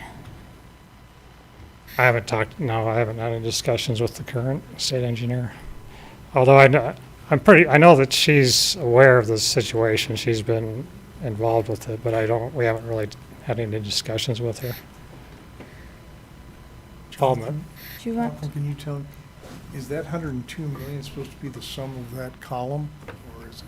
No, I just didn't add the price of the land in that one column, so basically it'd be another 27 million to purchase the land. So 75 million is just the water rights. Yeah, because raw land isn't worth much without water around here. Help me understand Yeah. what the difference is. Ron, could you send us out a copy of this? I don't know who has it for sure, but if you could send us a copy. Thank you. And maybe, Paul, do you have data as far as the fluctuation of water right prices after a management plan is implemented in other areas? I know Burrell had one implemented. I don't know what that They did. haven't had any cuts yet, but as far as supply and demand goes, you don't have to go very far south to look at that, right? I mean, it's $18,000 for an acre foot in New Harmony. So, and that's just based off of supply and demand. So you're paying $4,500 here, or you can go buy same amount of water in New Harmony for $18,000 an acre foot. It was 40,000 back in the 70s. Yeah, so it's, you look at, it's just based off of supply and demand, and so at what point do you continue to buy water rights and sink money into that, or are you better off putting money into the Pine Valley Water Project? Those are the decisions we need to talk about and discuss. So your question, let me get back to that. Yes. On the concerns that we have we shared them with the state engineer? And does the current state engineer know about them? I think as far as recharge goes, the state engineer, Paul, correct me if I'm wrong, but when we've met with him, he said. And this was the previous This one. is a previous one. Okay. This was Kent. But he's got the same technical staff that's pretty much been there, and there's been times when Teresa's been there as well. But with recharge, the district has put in a lot of resources into telemetry and recording all of the water flows out of Coal Creek and where they're being recharged and how much is going in the ground. And I've been working with the state right now, so they now can scrape that data straight off of our website. So they have all the access to all of those numbers. But this, as Kent said numerous times to us in those meetings, Paul, is just the recharge is great. It's good. We don't know how much historically went into the aquifer already as it went through the ditches and a lot of different areas that were irrigated before, gravelly and such. So he's just going to go off of those well levels, what is going to continue to happen in our basin. So he'll look at those well levels kind of retroactively. That's part of the reason why Paul was able to get the groundwater management plan expanded out further, because originally it was 10-year increments, and now they're 15 and then 10 after the first two 15-year cuts. So the state engineer will basically, when we get close to 2035, he'll start looking close. So assuming it was passed, he would start looking closer and say, okay, have they done things? What does it look like aquifer-wise? Do we need to make these cuts or don't we? They've been very upfront to tell us all along that the management plan is a guide for them, and it's a tool they can use to help us get our aquifer healthy again. And if they look at the aquifer down the road, like Mr. Monroe said, they could postpone cuts. They have the ability to do that, or they can accelerate them. I mean, we could be worse, or we could be better, or we could be the same, and they would kind of make that decision closer to the cut date. One thing I would like to say is, as we proceed forward, I mean, we're going to have to continue looking at this, analyzing costs and all of that.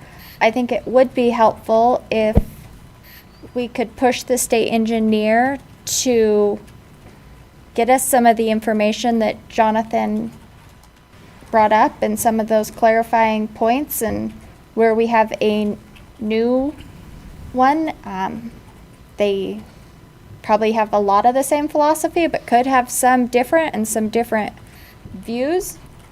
And I think that would also help a lot as we continue these discussions, because without some of this information, we as a city can't make decisions. And this is going to be a major long-term decision for everybody in the entire area. Yep.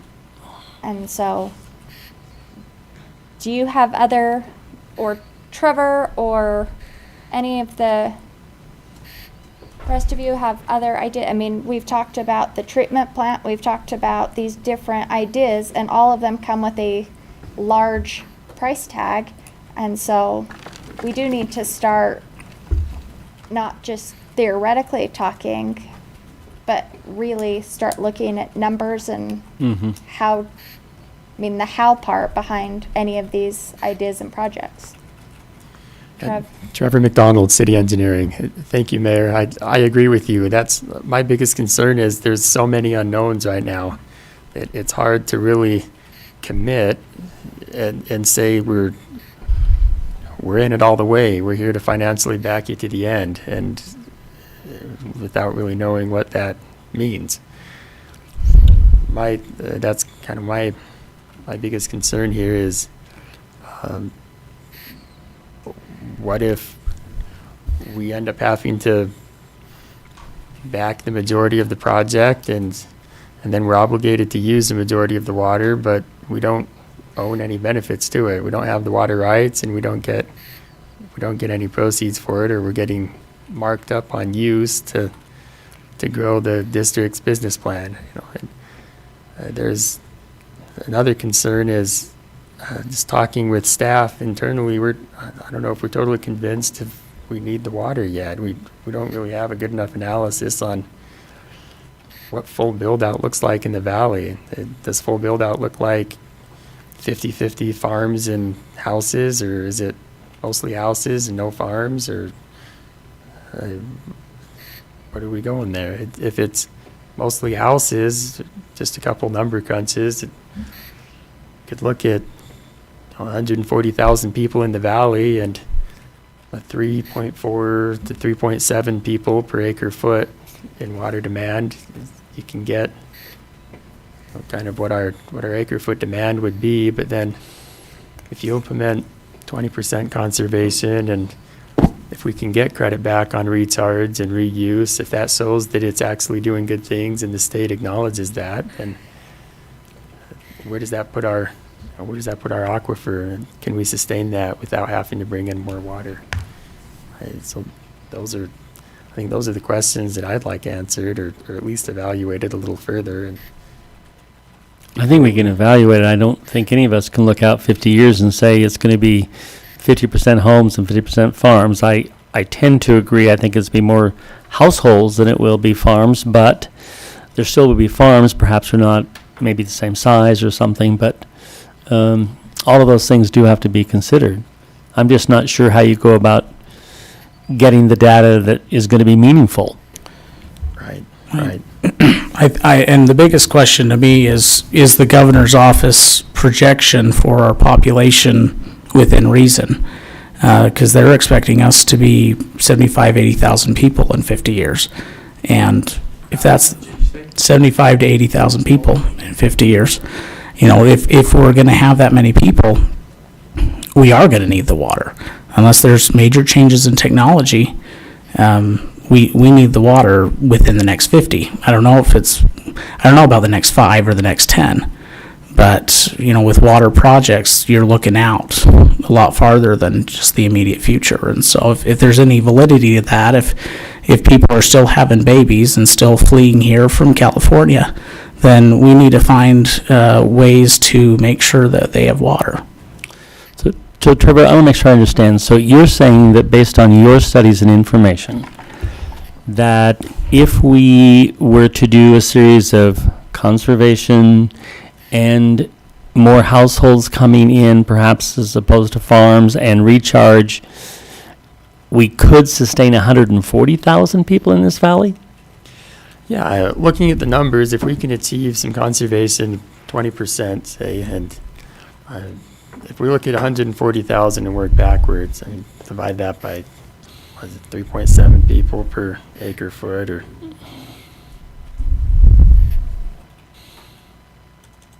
and that's 37,800 acre feet of water. And then if you implement 20% water conservation, then you're down to 30,000 acre feet.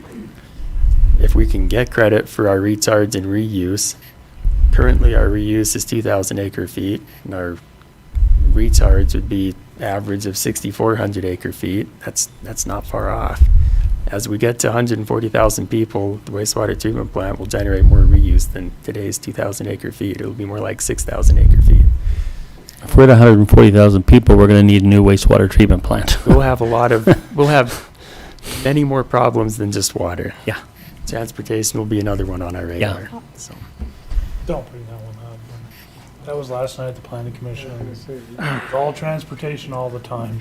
I always miss the good stuff. Retired Paul in 50 years? I'll probably be dead in 50 years. Is there specific information that the council, that would help the council, that we can get from the Conservancy District, we can try to get from the state, we can have our engineers work on, that would help to start this process? I mean, I feel like we have gone around in a number of circles, but if we're going to really get to starting to talk about policy and long-term decisions, what type of information and what are some of the next steps to get there? And I have 2 questions related to that. So number one, Paul, when is there anything coming up where you need an answer on this imminently, or is this something you want within the next month or so, or couple months? And then 2, do we want to start having, I mean, if, we've talked about some of the issues here, but do we want to truly start having hearings on this issue and whether or not this is something we are committed to backing, and what are the financial ramifications? Is that something we want to start soon? So I'll answer your first question, and that's where I wanted to go with this anyway. Yes, we are filing with our notice of intent on the Federal Registry. And as part of that, one of the things it asks is, what are your local leaders and your community leaders, what is their support of the project? That is the reason why I'm here with the resolution today. And the way I read the resolution is it is not binding. And you can correct me if I'm wrong in any way. It does say that if the project happens, that Cedar will help finance the project and that they have the ability to do that. That's basically how I read it. So as far as this resolution and resolution support, this gives us still that other card in your hand, right? It gives you the opportunity. It's still an option. But if we fail to get the approval, you don't have the option. So it's you supporting this project saying, yes, we're in it, but you're not committed to there's no contracts of what the cost is, what the price is, how much water you're going to take, all the things that we are concerned about and we do need to discuss.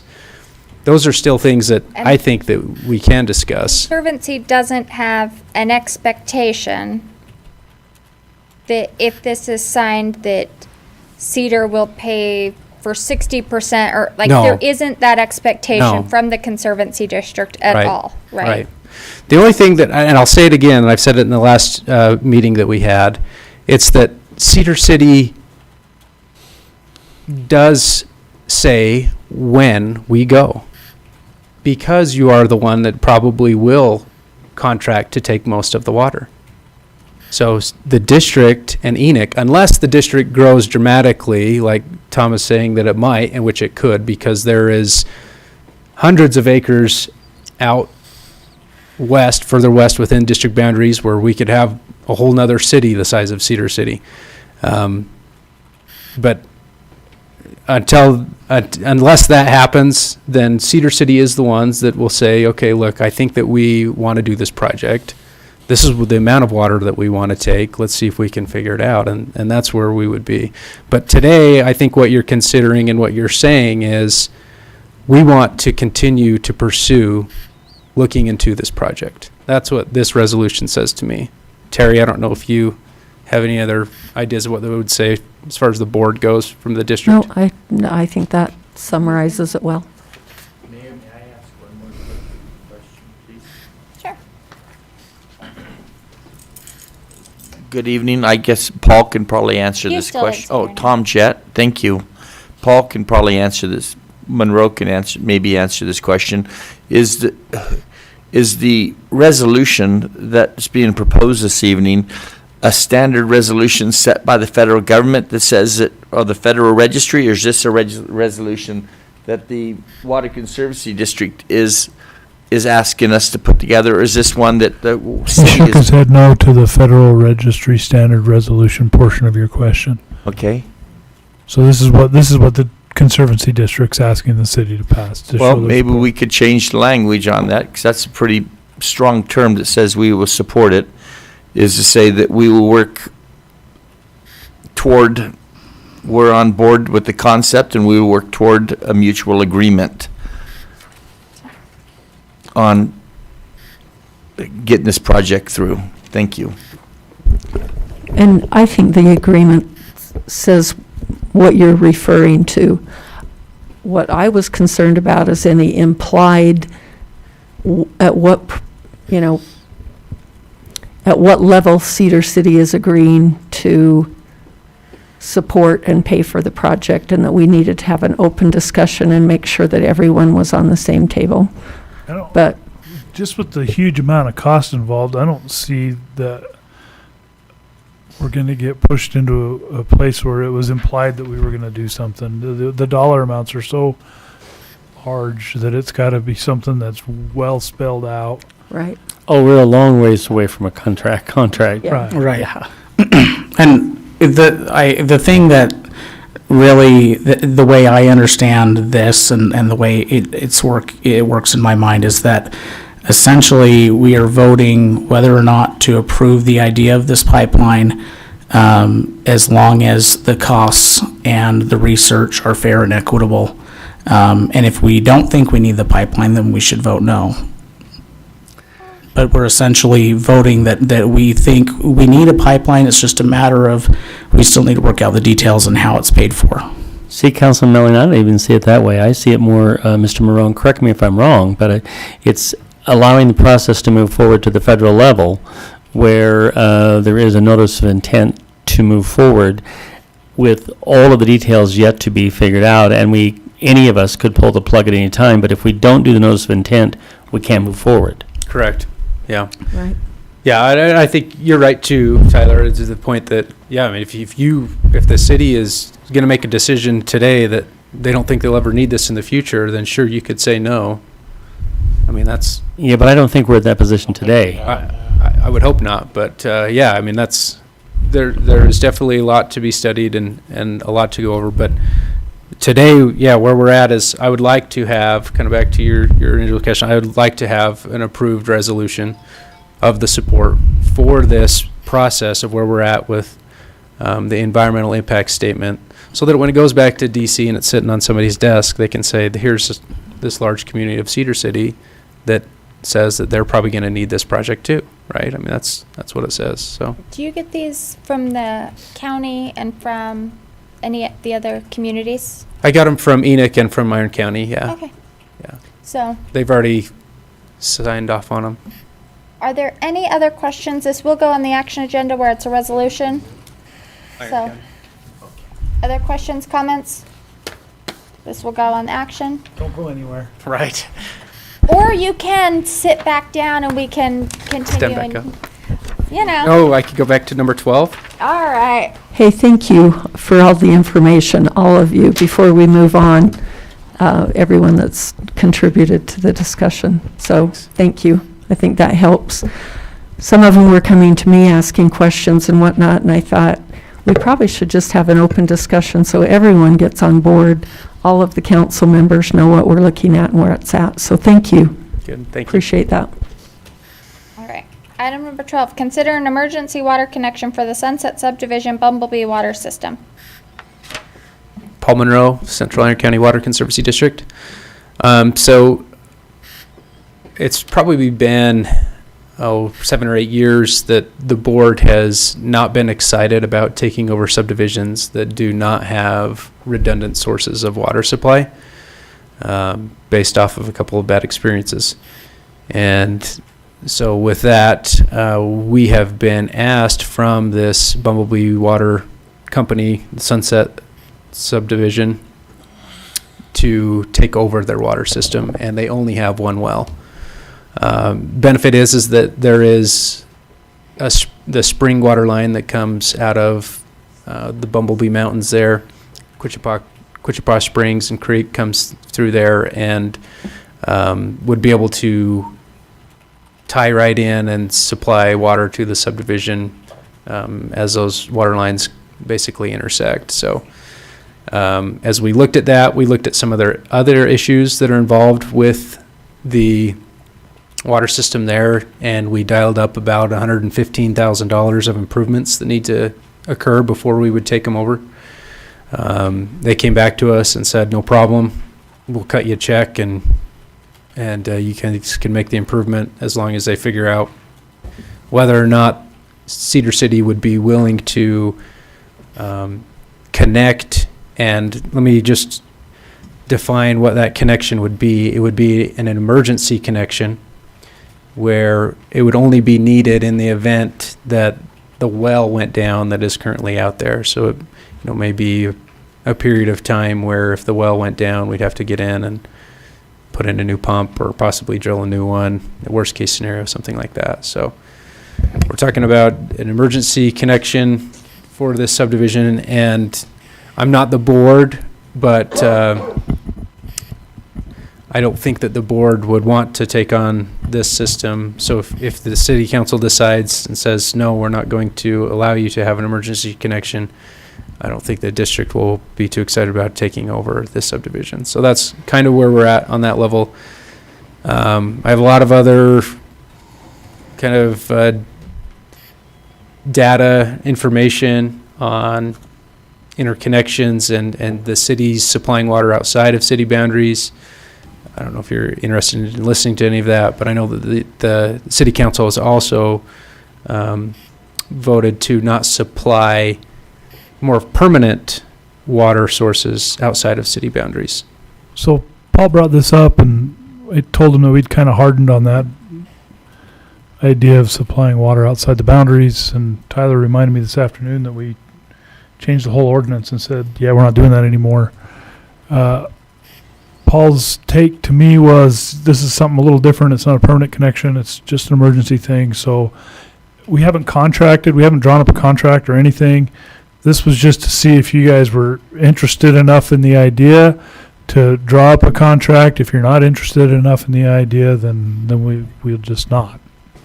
I will add to that. I know that is what your ordinance says, but on the ballot coming up in November, there's been a proposed constitutional amendment to where cities can now provide water outside of their boundaries. Historically, the Constitution said that they couldn't do that. There's been issues with that over time, and as the research went through, most cities in the state of Utah supply water outside of the boundaries, or more supply water outside of the boundaries than do not. So that's the reason why for the constitutional change. And then additionally, there's a difference too between a district and a city supplying water back and forth, right? There's exchanges of water which occur, and they occur all over the place. You have exchanges of water that start up at Strawberry Reservoir and end in Weber, right? I mean, there's water that moves all the way around from Utah County to Salt Lake County and back and forth. They may pump it out here, and they have water rights down here, but they just have these water exchanges through contracts. So just a couple of other things to consider as well as you're considering that. So just for clarity, this is for emergency only, and would we, in the event of that emergency happening, if there would be a contract, I'm assuming there'd be some kind of a fee paid back to the city for the use of that water when they had to use it? Oh, Yes. sure. Yes. Yeah, we haven't even gotten to all that. This No, I is just to understand. see if you all had an appetite for even moving forward. And there should be a monthly fee as well. There'd be a monthly fee the district would pay to Right. the city just to have a connection. So what happens if you don't take it and we don't get on board? What happens to this subdivision?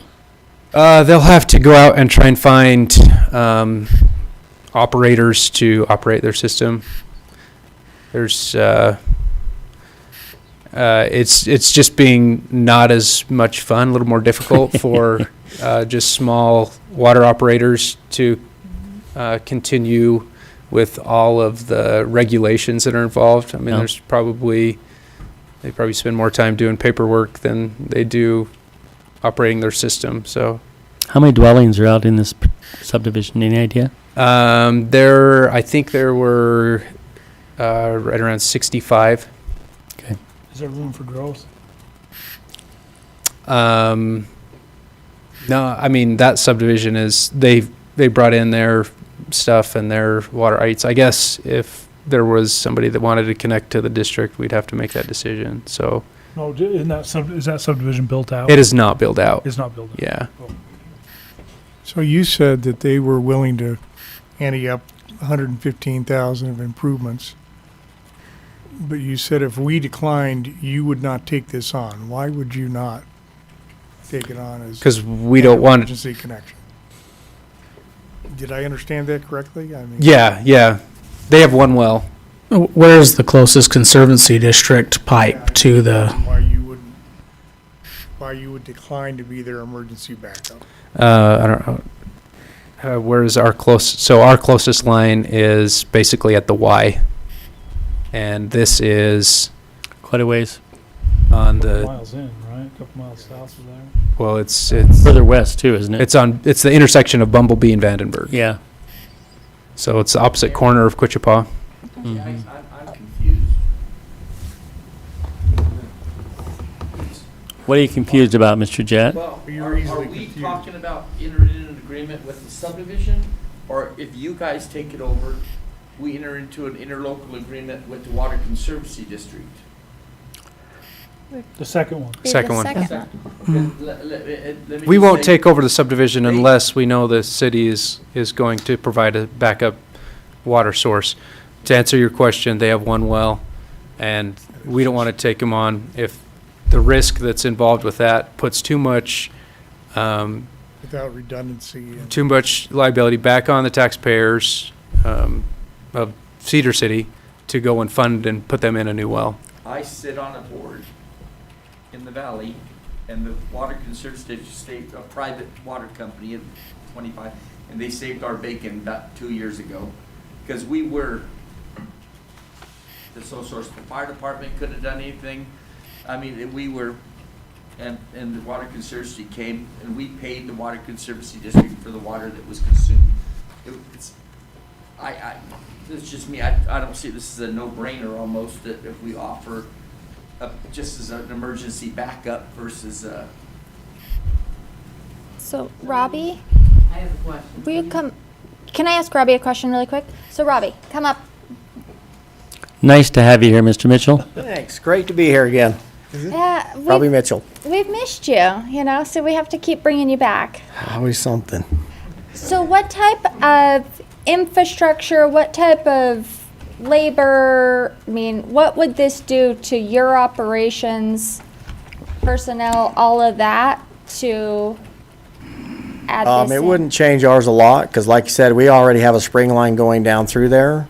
So if you granted an emergency connection, it would be up to the Conservancy District to tie onto our line, to put the meters in, the pressure reducers, the backflow, all the valving. That would be on them. So the only impact it would have on us is if they start pulling water from us, it's just not much less water that we're going to get serviced into town. So. Are there any other questions for Robbie? What happens when one of our wells goes down? and they're needing water. These are before our wells. They tie into the same line, but this spring line, and that's I've talked to Paul about. Like in the winter, we're not running those wells out there. This is all spring fed. So when Paul and Paul both discussed this with me, my concerns were in the wintertime when we're not running a well. This is the sole supply out there because we have check valves between our south tank at Eagle Ridge. There's check valves to stop the water from running back out there. So in the wintertime, this is the only water that they will have. In the springtime, when the springs get riled up, it kicks a little color into them. We turn these springs out for 2 to 3 weeks at a time. So if those wells are not started up, then there wouldn't be any water for them to take. That's a chance that they would just have to have. So, Gotcha. Other than that, it's there. It'd be up to you, but they would be responsible to put all the infrastructure in, the maintenance and stuff like that. I would just want to, in the contract, like I said, our pressure out there is kind of high. So in the contract, I would want to make sure that there's something in there saying if something happens to that pressure reducer and some of those homes experience high pressure and blow systems up, that the city cannot be held responsible. And that is the Conservancy District, once they start taking it, they would be responsible for all the testing and stuff like that that's required by the state and the EPA. So, we have to test it anyway, but we would test it to the meter. They would be responsible for all the testing within the subdivision themselves. Do we have any other areas where we have these No. agreements? We've just talked about that in the past.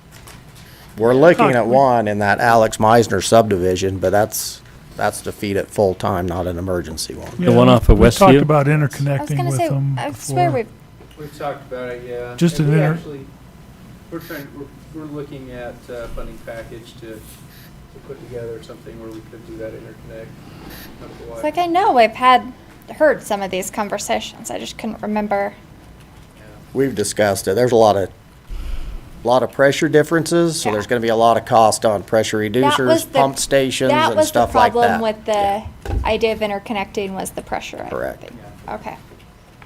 Thank you. But that was a totally different That has water nothing to do system. with this. Well, That's it's just, a different water system, so this is what we call the south line. That was our Quitchpaw line. So it's two different water feed lines coming into town also with that, so. yeah, Larry. I'm just had a quick You have to come up to the microphone, and you have to say your name in the microphone. I apologize for not coming up previously. I know. Laura Henderson. Other than the well drying up, what would constitute an emergency? Are you talking? No, it doesn't necessarily have to be the well dries up. It could be a pump malfunctions. I and they just gotta wanted get new clar- parts. It could be maybe part of the well collapses and they got to re-drill it. Could be contamination. Could be some Sure. contamination. That's kind of just what I wanted clarification on. Yeah. Does that help? Yeah. Okay. So as was mentioned earlier, the city ordinance says we shall not allow additional water connections to commercial or residential uses outside of the city. So if the city council is wanting to provide that backup service here, then I would suggest we change the language of that ordinance to write in an exception to allow us to provide backup service, if that's what the council would like to do. That would be more my advice than going against what the ordinance says. You can come back up to the microphone. I don't know if your definition includes governmental entities, but it could be, you could just either exclude governmental entities as well. So Paul, do you feel good about the well that's out there? It's a good well, the water quality and everything? As far as I know, yeah. Yep. I mean, we've done the tests that we could do and know and check water levels, but aside from that, it's a well, so you never know. And so say the well goes out, is there, would there be some kind of, maybe this would be in the agreement, there's some kind of timeline where, you know, they need to get their others, that this is a backup and needs to remain a backup. So, you know, whether it's 3 months, 6 months at most, that primary system needs to get back online. Would that be in the agreement, or how would that, is that within the very definition of an emergency system, that it's not to? So we could contract for a lot of that if the council wants us to pursue a contract. I mean, we'd have to be careful not to cut it too short. Drilling a well isn't quick. So all those things would be in a contract, and as well as the price, and it would spell out the district responsibilities, our responsibilities.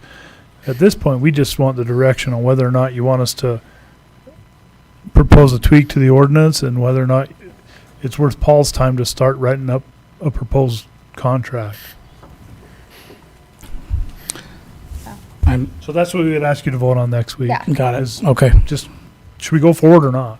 Okay. So this will go on the action agenda for that decision next week. Thank you, Paul. Okay. Thank you. Thank you. Thank you. All right. Now back to the staff portion with item number 5. Consider purchase contracts with Automotive Equipment of Nevada for new shop equipment for the fleet building project. Jonathan Staff, the City Engineering Department. These are contracts for the shop equipment that's going in the new fleet building that's currently under construction. And we received quotes from Automotive Equipment of Nevada for the shop equipment in the amount of $138,467. And we currently have enough money in the budget for that project to cover that amount. Do we need to bid this, or has this already been bid, or sole source, or, because we're talking over $100,000 here? It's a sole source. Okay. We've worked with this company since the very beginning of the design of the project. And so we felt like for efficiency, it would be best to stay with this company because they know basically everything that we want inside the building. And this doesn't violate any of our purchasing agreements? No, there's a sole source provision in there that allows us to a little bit of flexibility on these items. I don't know what a lot of this stuff is, but I can't wait to come out and see it. All right. Are there any other comments, questions? You good with that going on consent? Yep. Yeah. All right. Item number 6, consider a purchase and installation contract with rotary lift for vehicle lifts for the fleet building project. So this is a similar contract. It's with Rotary. And Corey's, that's the lift that we currently have. So we'd like to stay with the same company that, with the lifts we already have. And they have special government pricing that they've given us on this. Do they do the installation as well as provide the material? Yes, they'll do the installation. So they'll make sure that everything's calibrated and installed properly, which Are these which the is what we lifts that want. move around? What are these? No, these are static. These are the static ones? You have to come up, Corey. I know you're going to talk. Considering you're the one that knows what all this stuff is and what it means, So, you still have to say your name too.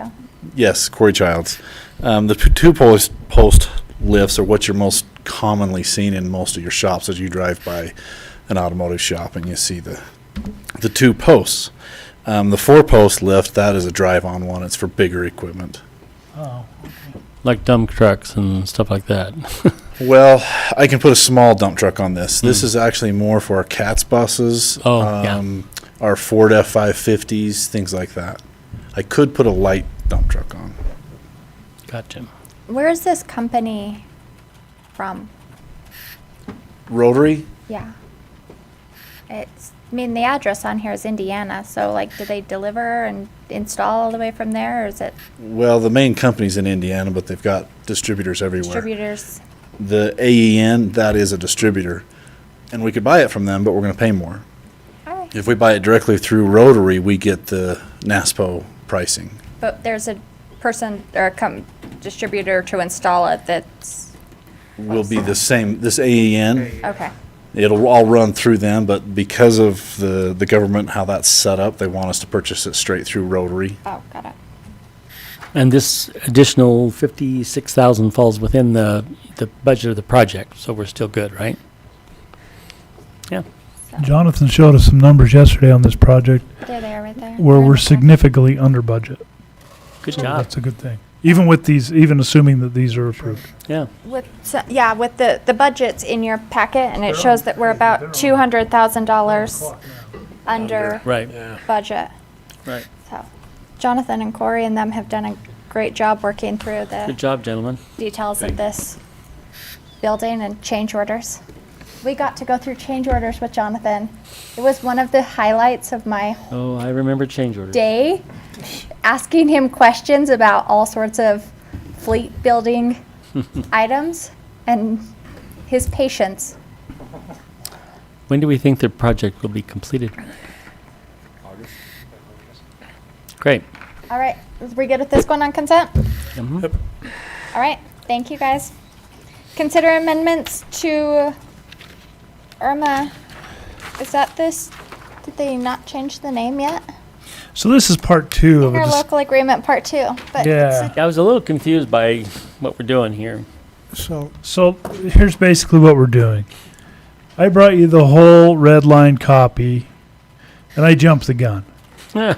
Because the Irma board still had a meeting after the council voted, and the Irma board asked all of its members to go back and consider all those changes we made, plus one. Plus one. The plus one is you could dissolve the Irma organization on a 2/3 vote. That's the substantive change. There was also some talk about, that's what they want to have. There was also some talk about how the signature page looked, but I really didn't bring that up in your discussion papers because I assume that you all don't want to spend a lot of time discussing the intricacies of how a signature page is laid out. No. So the only substantive change is Irma could dissolve itself if 2/3 of the members say we want to dissolve. What is it currently? Simple majority? I don't think there was dissolution language. I don't think, Oh. yeah, I mean. I thought they changed their name to not have Are two they M's. planning Well, something so- we don't know about? No, it's just kind of something the new director suggested that might be appropriate and a good thing to have, and it also kind of forces us all to get along a little more too. That's 2/3 of all the members. 2/3 of all the votes. So Irma's votes are weighted. West Valley City and Ogden have way more votes than we do. Ah. So does Layton and Orem. So basically, if those 4 behemoths want to do anything, that's what we do, but they're very good to work with us and Kanab and Enterprise and all the smaller cities too. That's the substantive thing. I jumped the gun on the first round. Sorry about that. Sorry to bring it back. Sorry to take up more of your time. All right, we good with this going on consent? Yep. Yes. Spectacular. Okay. Item number 8, consider appointments of Elaine Vickers and reappoint Bruce Winslow to the library board and appoint Chad Carter to the Board of Adjustments. Questions, concerns? Steve has talked to Elaine. She's thrilled. Bruce is ecstatic, even more so. I just made that up. I have no idea. But you're nodding your head, so. Where is He's a Steve? good member of that Steve, group. he's still out in the hall, so I can see him. So I could see him nodding his head at whatever I was saying. Do you have anything else to add? Okay. On Chad Carter, the Board of Adjustments, who is this a replacement? Is someone going off? This is to replace Roger. Yeah, Roger, I can't think of his last name. Now that you just said that, he moved out of the town. city limits. Oh. Yeah, so. He kind of represented the development type community. Roger Thomas? Maybe. Roger Thomas? Contract. Choice Builders? Yeah. Yeah, Yeah. that's it. Okay. I literally spaced his name right when you Okay. asked that. So Chad, we felt would kind of Yeah. help give that perspective as well to the board. We good with this going on consent? Yes, Yep. ma'am. All right. Thank you. Item number 9, consider a resolution amending the city fee schedule. So because it's budget time, we always bring through a few proposed fee increases. So I'll allow Steve to talk about the libraries and Robbie's going to talk about the water meters. Yes. Good evening, Steve Ducker, Library Director. Our fee schedule change is really pretty simple. We keep adding events, and we're just looking at a little bit of flexibility in the fee schedule so that we can add these and be legal, I guess. Generally, what we're doing, if we are charging for an event, we'll go through a company called Eventbrite. We have tested this year, even though it wasn't in the fee schedule, with an event that we did, a bookmaking event that we did with Sue Cotter. That is making books, not gambling. She consented to be a mentor at one of the events, and she wanted to charge for that, as some of our mentors are beginning to do with our New Horizons events. She charged $50 a person to come to that. She limited the number of people to 10 people. She had 9. With Eventbrite, you can either absorb the fees or pass them along to the party that is registering. We pass them along to the registrant. I don't remember exactly what that equated to in Sue's example, but she charged $50, and I think they probably had to pay $56 or $58 or something. Eventbrite keeps those fees, and 5 days afterwards they deposit into our account electronically, our account meaning the city's account, into the city's account electronically the balance, so $450. And then we get an invoice from, in this case, Sue, and pay that through payables. So essentially, I'm asking for just the leeway to do that through a pass-through account. The fees will be different. We can't say it's $50 a session or $10 a session. Mona Woolsey's doing a watercolor class in a couple of weeks, and she's only charging $10. So to sign up for her class, it would be $12.24 for the registrant. They keep the $2.24, they send us the $10, and we pass it through to Mona. So do we keep anything? We're not. We could put that in. We could put a $5 or something in, and I think the library should get something out of this. I think you're facilitating it, you're administrating it, you're providing the building and the place for it. And I realize we want activities in our library, and I think the stuff you're doing is great, but. And originally it came up with that in mind. We just simply haven't done it to this point, but we've only, like I said, we've only tested the waters on 1.5. Are you using Eventbrite because it's a ticket-based thing and they can get a receipt to bring for the conference, they bring it in, workshop? they say, here I am, see, I'm Scott Phillips, I'm here to learn how to watercolor. And sorry, so just to clarify, if somebody still wants to hold a free event at Then the there's no library, charge. then there's no charge. This is only if the city is facilitating the Eventbrite and all that stuff. Correct. And if the council would like us to institute a small fee for the library, we're happy to do that. The proposal and the fee schedule give you enough flexibility to do that. What's the language, Tyler? It says based on event cost. Yeah, it says cost for now. Yeah. Yeah. And we could change that language to based on event cost plus a percentage or a dollar fee. I don't Or have a problem at all administrative with fee that. or something like that. Would the council like that?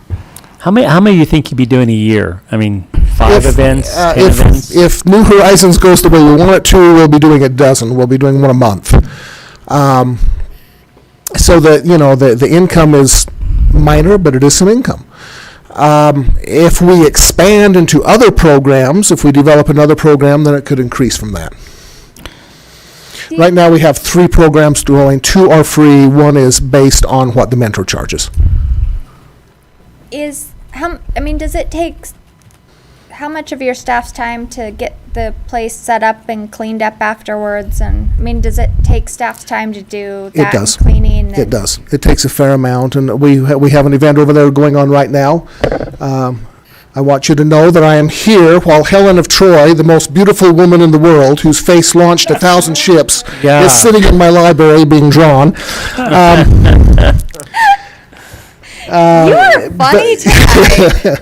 But yeah, it does take time. It takes So it could some time. be justified as far as. Absolutely. It's not making money, but kind of helping to cover the cost to library staff. Would it be easier for you and your staff to do a dollar amount or a percentage? Because if it's a $50 fee and a $10 fee, there's a big variance on the registration. That's right.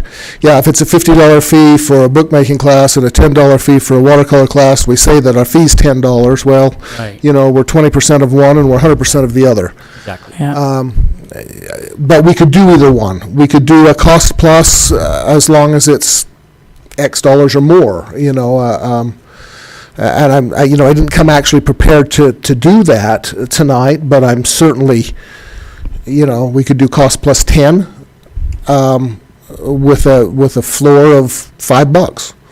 You want to think about it over the Yeah, I was weekend going and to say, talk no about it? matter what, we have to, this will be an action agenda for next Right. week. So if you want to think about that aspect Okay. and come back come back with a little next week proposal? with a I can do proposal, that. we could do something like that. And, think about what And- it costs to actually And kind of facilitate it. where my mind is on this issue too is I think I'm a little more hesitant to charge for the cleaning and things like that, because whether it's a charged event or not, that's something we provide to the taxpayer for our facility. But if it's a paid event where we are actively facilitating the collection of receipts, I'm much more open to that because that's additional time that's not something we're providing to every taxpayer, and I think likely a percentage with the floor, I like something like that. I'll be happy to bring that back by next week. We would like you to have some program incomes. Okay. I can do that. Perfect. Anything else? Thank you, No, Steve. you didn't realize Thank we you. were going down that path. Thanks for your report. you. That was very helpful, that annual report. Thank you. Your turn. Say hi to Helen. Hey, send us a picture back. Yeah. I'm curious. Yeah, she's the most beautiful woman in the world. You have to follow that, the most beautiful woman in the world discussion. Look at me. Enough said, right? Robbie Mitchell, Water Department Supervisor. So Funny that my I- fee increases. We've got some problems we found with some of the accuracy of the water meters in the town on the bigger compound meters. So we had the meter company come down, and what they've determined is where in the higher pressures where they're running the water through a pressure reducer, right now our standards are we have a 12-inch spool between the pressure reducer and our meter. But the water's still so turbulent when it's going through the meter that it's read by a laser, our accuracy is off. In fact, we've got 2 or 3 in town that read backwards.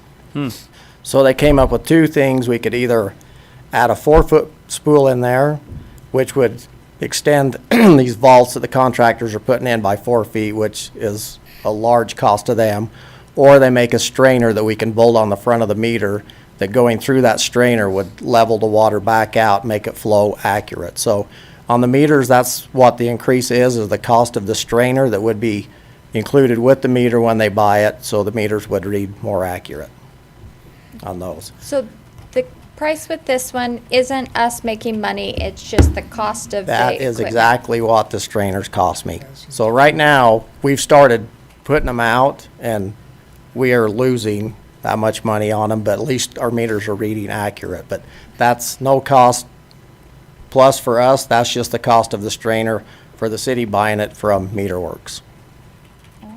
And that's this year's cost, so hopefully in July, when their prices go up, we can still cover it in there. Will you ask them between now and next, have you asked them? I've asked them because in the budget, I try to get prices on meters. They don't know from Neptune what Neptune is gonna jump their brass prices or strainers or anything else until the middle of July, and I try to figure that out every year, but Yeah. they're no help. And we've had that before. Yep. We could just move our fiscal year end to August 31st and it'd be great. You know? Yeah, that would be. Does the council have any other comments, questions related to this one? Okay. The next one is a $50 increase. It's not an increase, I'm putting that in there. So right now, our policy is if somebody comes in, they request for water service to be turned on, they request for a meter to be set, our policy is we've got 24 hours. People don't want to wait 24 hours, so they either call Paul after hours, they call me after hours, or somebody else, and they want it done. I went around to all the other utilities, and the gas and power, what they do is they charge a fee after 2 o'clock for them to go out and do it. Their fee was $75. I've talked to Paul, the $50 would cover our overtime, just what we charge, gas and all that stuff for somebody to go out. So what this would be is we'd write up a policy that if anybody wanted a meter set, their water turned on, if they're moving in and they don't want to wait till the next day or anything like that, if they wanted to pay an extra $50, then the city would come out and turn their water on or get the meter set. early turn-on fee. Yep. Yeah, I see it a lot when we're shutting off on a Friday. They don't want to wait the weekend. I see it when they tell me they're having kids over and for whatever reason they didn't pay the bill and now they're paying it and they really want to get it on in a hurry. That's when I've seen it. I'm sure Rob's seen it a lot more than I have. There isn't like a after X hour at night we wouldn't do it, is there? No, with this, usually right now, we've got the city office, we've got a cutoff time. So if anybody comes in and pays or signs up for service, but it's after that hour, which is usually 45 minutes before we go home at the end of the day, then they wait till the next day. But if they come in anytime after or before that, we try our best to get it on for them or get it set. But like I said, if it's non-payment, we got a lot of people going out there trying to turn water on themselves, then they bust the valve in the meter, then I'm charging them repairs, which is up in the $3,000 to $4,000 range. So this would just cover it. They have the option if they want to. We could go set a meter during the hours, after hours, we could go turn their water on.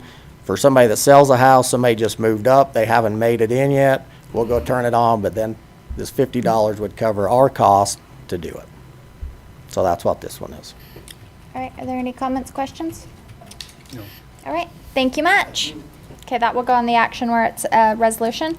Item number 10, public hearing to consider resolution for the adoption of the 2020-2021 fiscal year budget.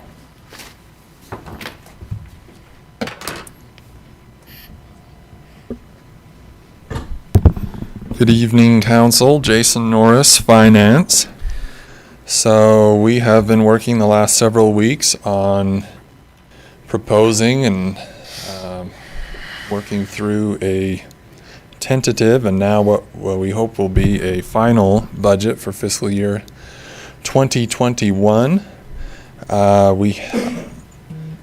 We've made 2 changes to what's been the tentative budget. One is new this week from last week.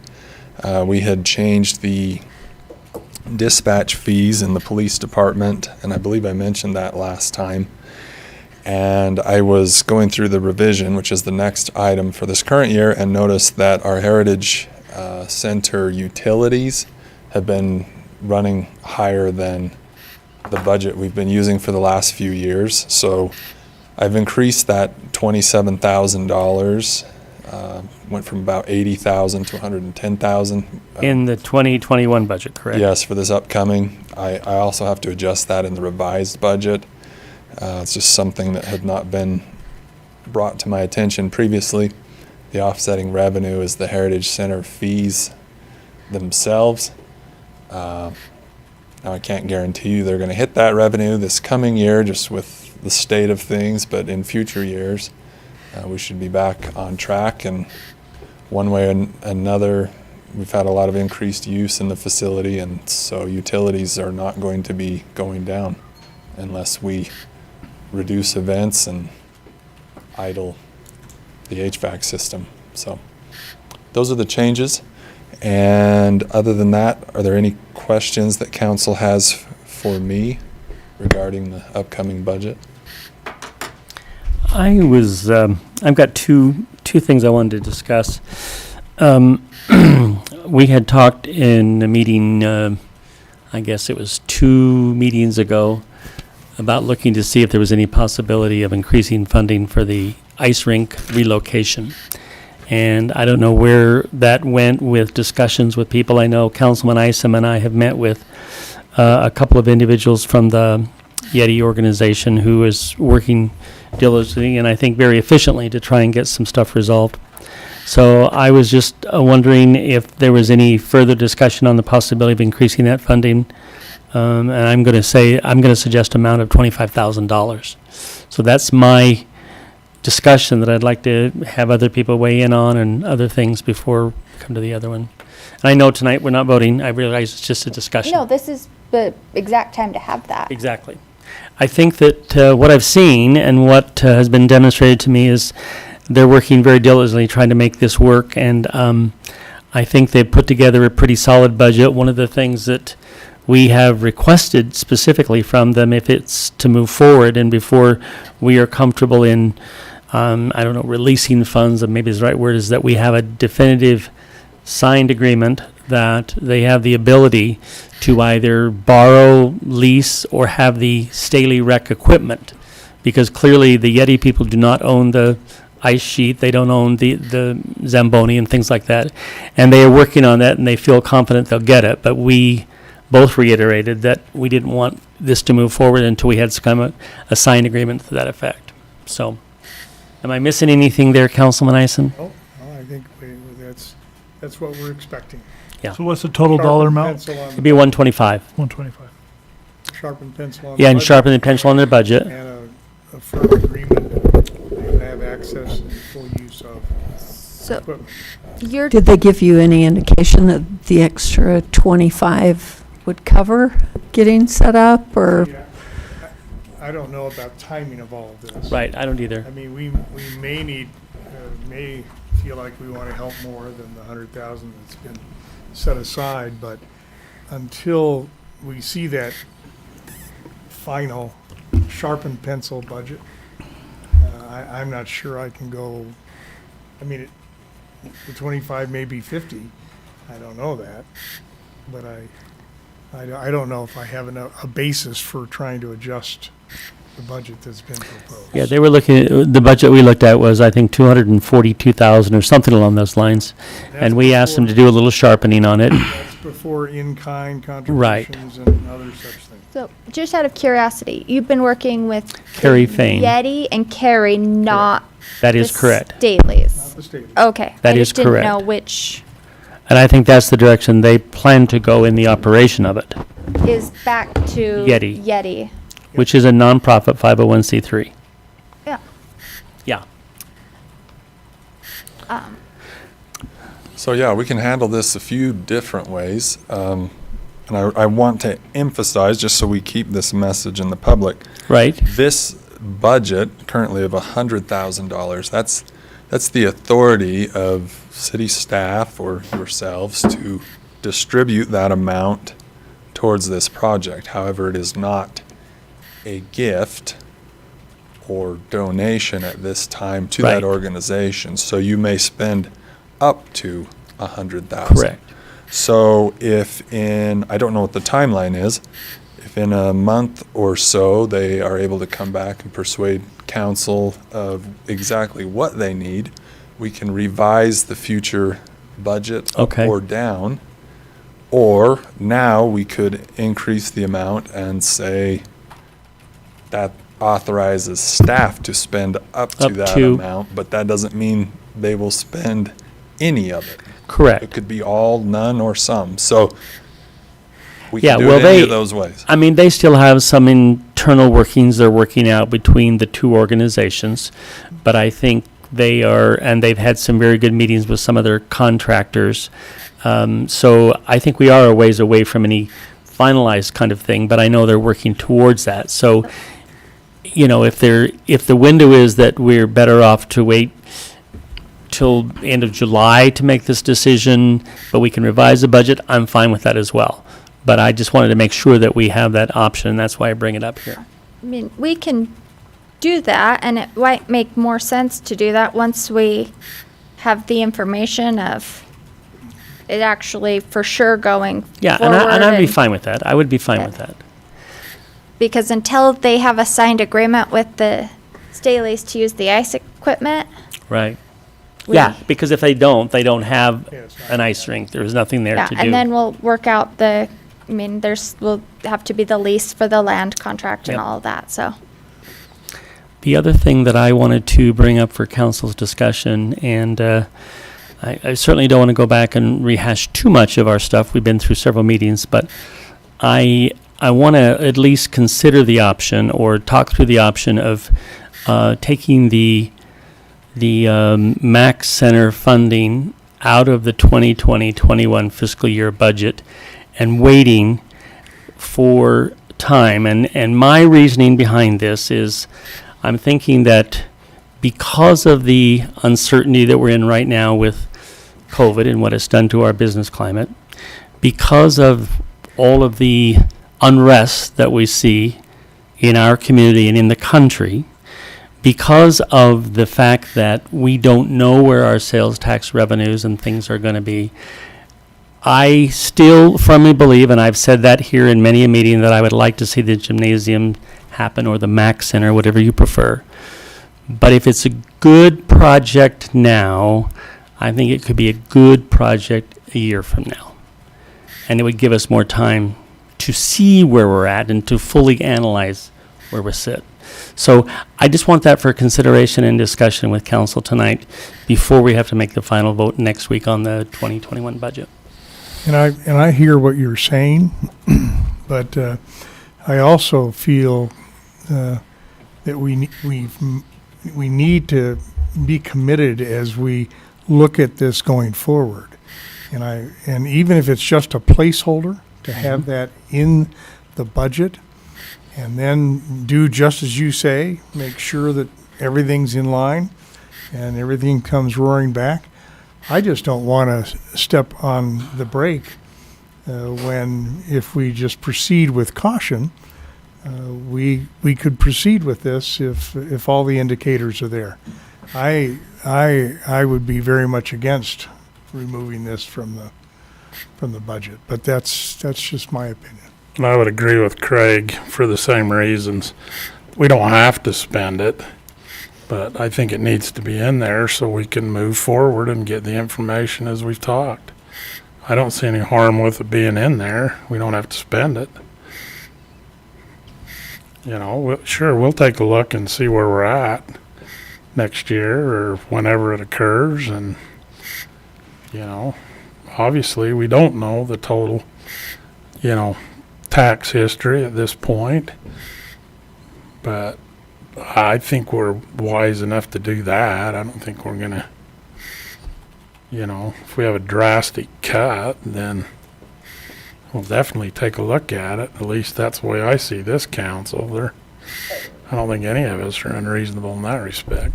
I do think that we should continue with the current contract we have with Mr. Wilson, because I do think it's important for us to get the finished drawings and get the engineering studies done, and then continue to get the information that we requested last week's meeting about the usage, the needs, the O&M, all those things, because all of those things are going to help us address this question.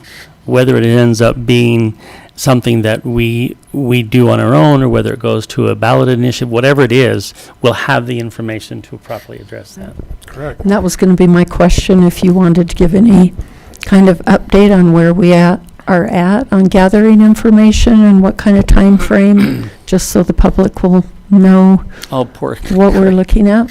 Want us I to want to shut put one a of the time doors? frame on it because I don't want to Right. put some sort of expectation out there, and if we're a day late or a week late, we get clobbered for it. But we've asked Mr. Wilson to proceed with the renderings and finish the architectural work based on the meeting last week. We've worked with our internal staff on the studies that were requested last week to start going through those, so that hopefully when it all comes together in a number of weeks, we will have a presentation we can make to this body that will show the needs assessment, the budgeting, the estimates of O&M, the estimates of revenue, the estimates of programming, the variability of programming. We can get more information on possible funding sources. We can have the renderings, and we can put it all in one package to present to this body. Perfect. But as far as the time frame, I'm kind of hesitant to put one on there. I know staff's going to work as quickly as Jason can. He's tasked with doing part of it. And Kenny and his group are tasked with doing part of it. Mark says his stuff takes at least 3 to 4 weeks, so. I guess I was looking for a general. Is it going to be 30 days, 60 days, 90 days? Good answer. Wow. I realize we have Favorite like the- color, plaid, It's like all of those the things. state groundwater management plan. Yeah. Bill, Look, I don't think it's going to be 90. It's probably not going to be 60. 35 to 45. Yeah. but going into summer's busiest time for the Leisure Services Department, and getting the budget put together is one of the busiest times for Jason. Kind of So, puts a lot on Jason. Plus, as soon as he finishes doing this budget, his normal task and workflow is to close out the current year, which actually takes a lot of time and effort from our accounting staff. And when they close out the current year, then they can start the audit of the current year with our private auditor. So which is his favorite time of the he year. gets to go from budget season to audit season. That's why he never smiles. That's why he never smiles, and And it's like that's going from why- rabbit season to duck season a little bit. But But that, so it's, they know the priority of this and the importance, but it's a little bit of the, getting the budget put together is top priority of Yeah. workflow And- too. I guess to add to Scott's comments, I think in some ways we are sending a mixed message in that, you know, we are proceeding with caution, but the budget and the directions don't really look like we're proceeding with caution. It's still in the budget. We're still pursuing the bond application, and I think it would be a prudent gesture at this point to proceed with all the data gathering, but to, at this point, not be pursuing that funding, not to put it in the budget. And then if at a later date, once we do have all the information, once we have proceeded with caution, then if it's truly a great thing and all the information says this is a great thing to do, then we can amend the budget if we need to. But I just don't, I fear that as a council, we're sending a mixed message to the public at this point, because we're saying we're proceeding with caution, that this is not a done deal, but we're moving with the budget and the applications as if it is. And that, so to the extent Scott has, echoed those points, I wanted to bring that up as well. So can I ask you one question that ties into that? And this ties into a lot of this. One of the items that the council wanted was to know at least what I interpreted the council wanted was to know the financing options and interest rates and all of that, which led to the CIB CIB. application. Right, and we, So do we, I mean, and where I stand on that, I realize we can't get exact numbers without the application, but we can get ranges. And I think ranges empower us to still make wise and prudent decisions. And then if we do decide it's a great thing and within those ranges and within certain parameters we want to move forward, that's fine. But I fear that the message we're sending is we're moving full steam ahead without all the information and with all the other uncertainty in the world and what's even within the last week, what's been added to that. I believe we need to be consistent in our message. all right, are there any other council comments related to this? Yes. Yes. I just need to do my annual declaration when we get to the final budget time, that my wife is a city employee. So that goes on the record. So council, is the concern with the rec center project the bonding element? Is it the cost? Is it people just don't want it?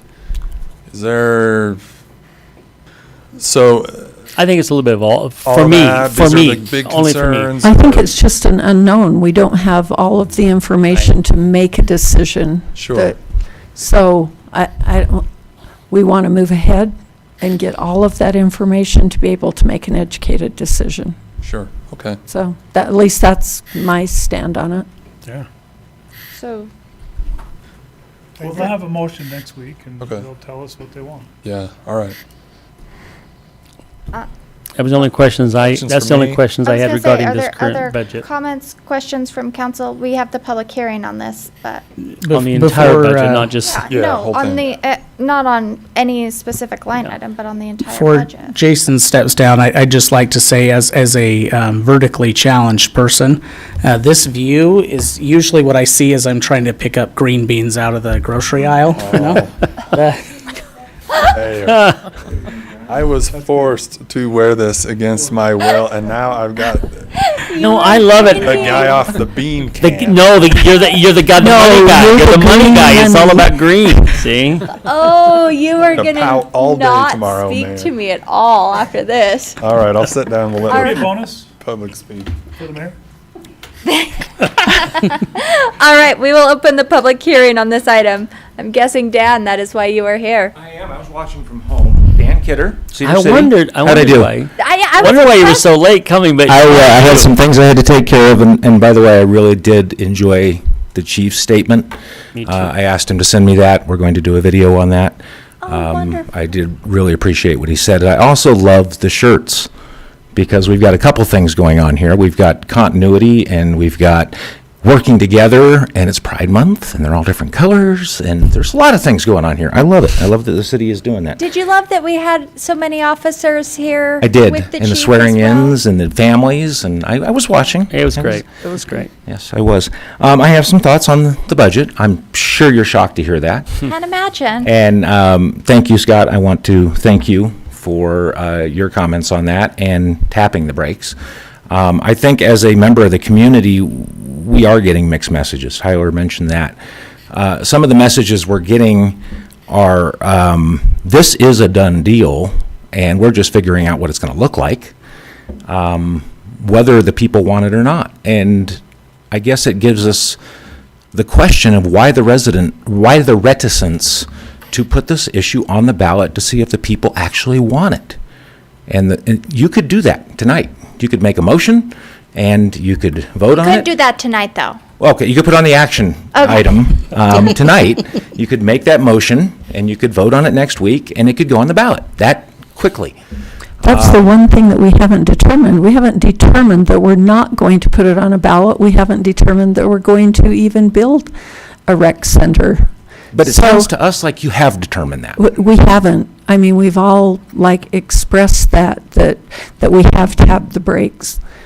We want all the information to look at before we move forward, and I don't know how else to say it than all of us have expressed that a decision has not been made, that we're asking the staff to provide that information for us to look at. We have not determined if, when, and how we're moving forward on this project. By keeping it on the budget, it says to us a decision has been made, and we're just figuring out what it's going to look like. And Which is not the case. well, but that's what it looks like.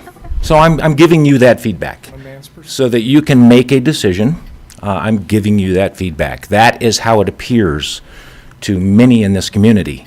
It's just, okay, is it going to have skylights? Is it going to have north-facing windows? It is going to be built, but we don't know what it's going to look like yet. That's what it looks like to us. And we would like to have a say on it. And I think that and who knows, is it 7.2, 6.2, 5.2? How many $1 million is this? I've heard so many numbers. Please go back and add those numbers in those columns. I know it looks like like sixes, and add all of the individual numbers up and you'll come to 6.2 million. So 6.2, because the number that's in the budget is 5. It's 6.2. No, it's 6.2. It was adjusted. So it is now 6.2, because I think the last budget I looked at was 5.7. So a couple, one of the tentative ones, and we talked about that in here, was I think 5.8. 5.7? 5.7, and when we got the new ones, we talked about it and changed, Jason brought that up, that it was going to be changed to 6.2. So the current version of the budget, that's the number that's in it, just Okay. for clarification. By the way, Renan, I did ask to get added to that email list, and I was not. So Could you please add me to that? Did Carter send you the clean copy of the estimate for the building? No, he did not. Oh. Would you like me to send it? I would love you to. Dan@dankidder.com. Then, and the version between everything else that I got to you might have been funky. It was hard to read, and even when you blew it up, it still looked like a 6. Because I've never sent something through Facebook Well, it's downloaded it that way. It's the way that the It could have been- architect output the file as a PDF image instead of as a PDF text. So I work with graphics, so I understand that. But so I will flat out say I'm the one that sent you that file. it's all your fault. Yeah, well, that has, and that's caused quite a bit of confusion, because obviously from me sending it to you to trying to blow it up, Well, that numbers have total gotten dollar amount funky. 6 did not look like any other, or that 5 did not look like any other 5s on that page. So it was very distorted, if that is the case. Okay. It looked nothing like, I even blew it up real big into the pixels, and it doesn't look anything like Well, the any of the number other 5s. was that it was So I'm glad to be- clarify that. The Yes. number now is $6.2 million, and that is what is in the budget today Correct. that you're talking about. Correct. Okay. I apologize then for the confusion that I caused with that. Yes, and if the file I sent you made it funky, I apologize for that as well. Okay. Can we hug? No. Okay, we're all only But 6 feet. I'm glad that that part has been, we figured that part out. Yes. So, So, going back to Paul's earlier comments, because I was watching at home, so I did hear your comments. And Tyler, perhaps you can clarify on this. The contract that we have with Mr. Wilson, isn't it customary in any city contract to have a approval clause in there? So it's all contingent on the approval by council, whether this contract goes forward or not. Isn't that customary in a city contract that is up for council approval? No, there's no like specific language saying that, hey, this has to be approved by the council, but we don't approve it unless the council says yes in a vote. So would you be bound to that contract if the council did not approve it? no. So there is specific language in that contract that says the that, council has to approve it? No. that there's says not. that if this does not proceed, then we don't owe you any more money?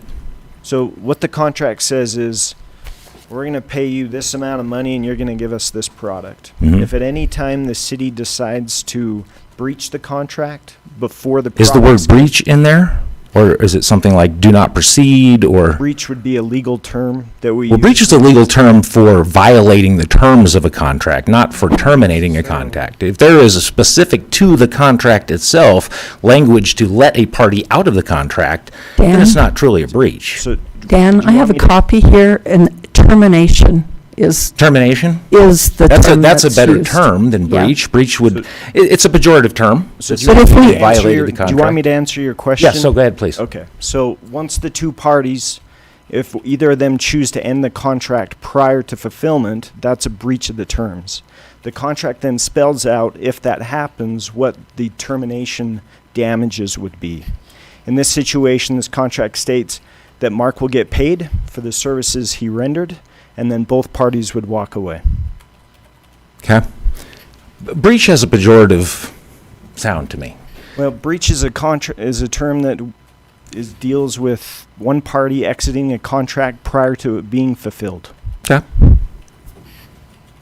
What would be the term for not fulfilling the terms of the contract?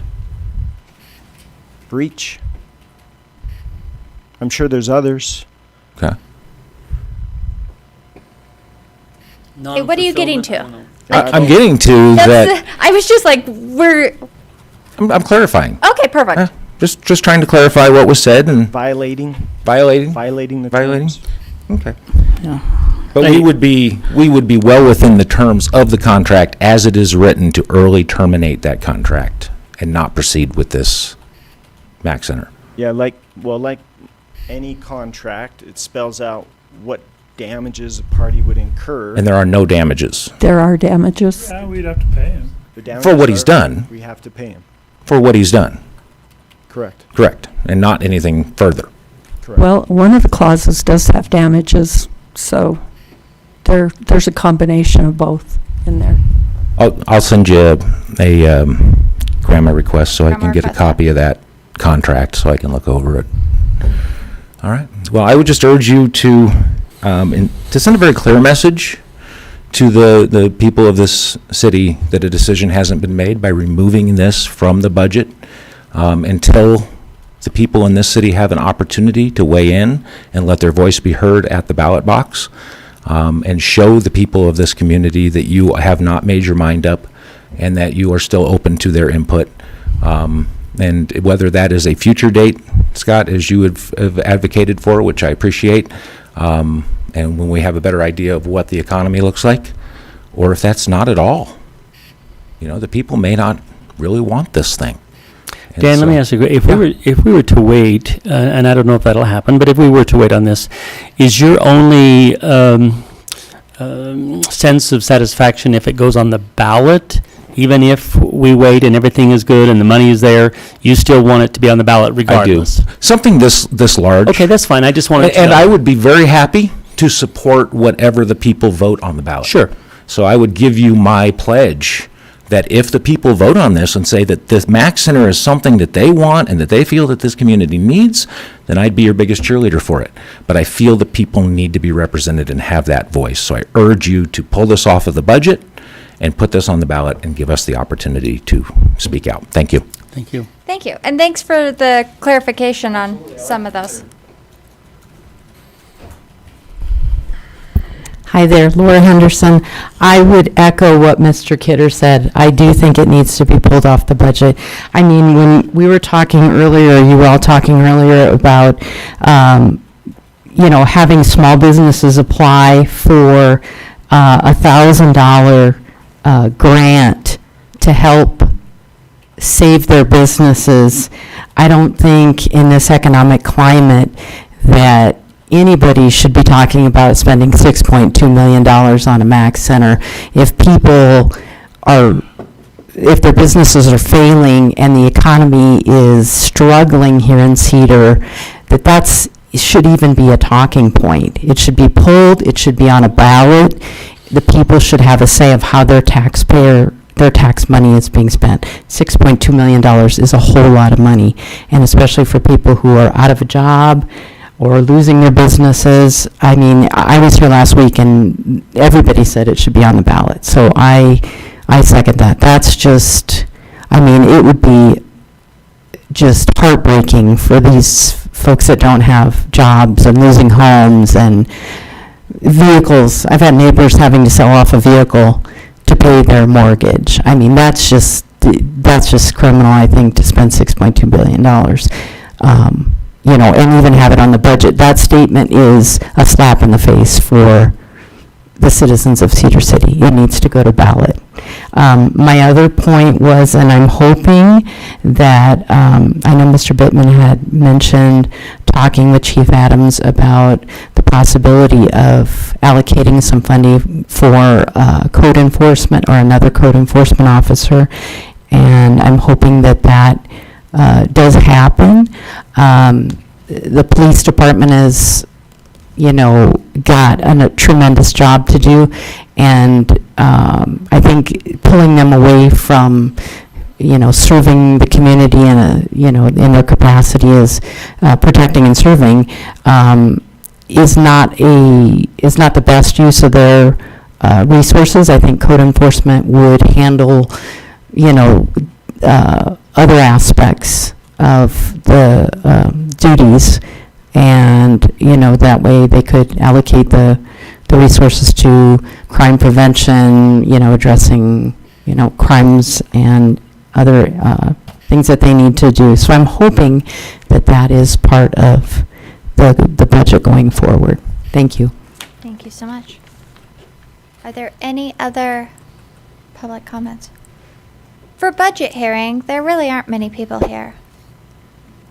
It's kind of sad and disappointing that more people aren't involved in the budget as a whole and having their voice heard when it comes to all of this. But with that said, we will close the public hearing and put this on the action agenda for next week. Item number 11, public hearing to consider a resolution for the revision of the 2019-2020 fiscal year budget. Well, look who's back. I'm back. Jason Norris, Finance. Oh, the green bean. Okay.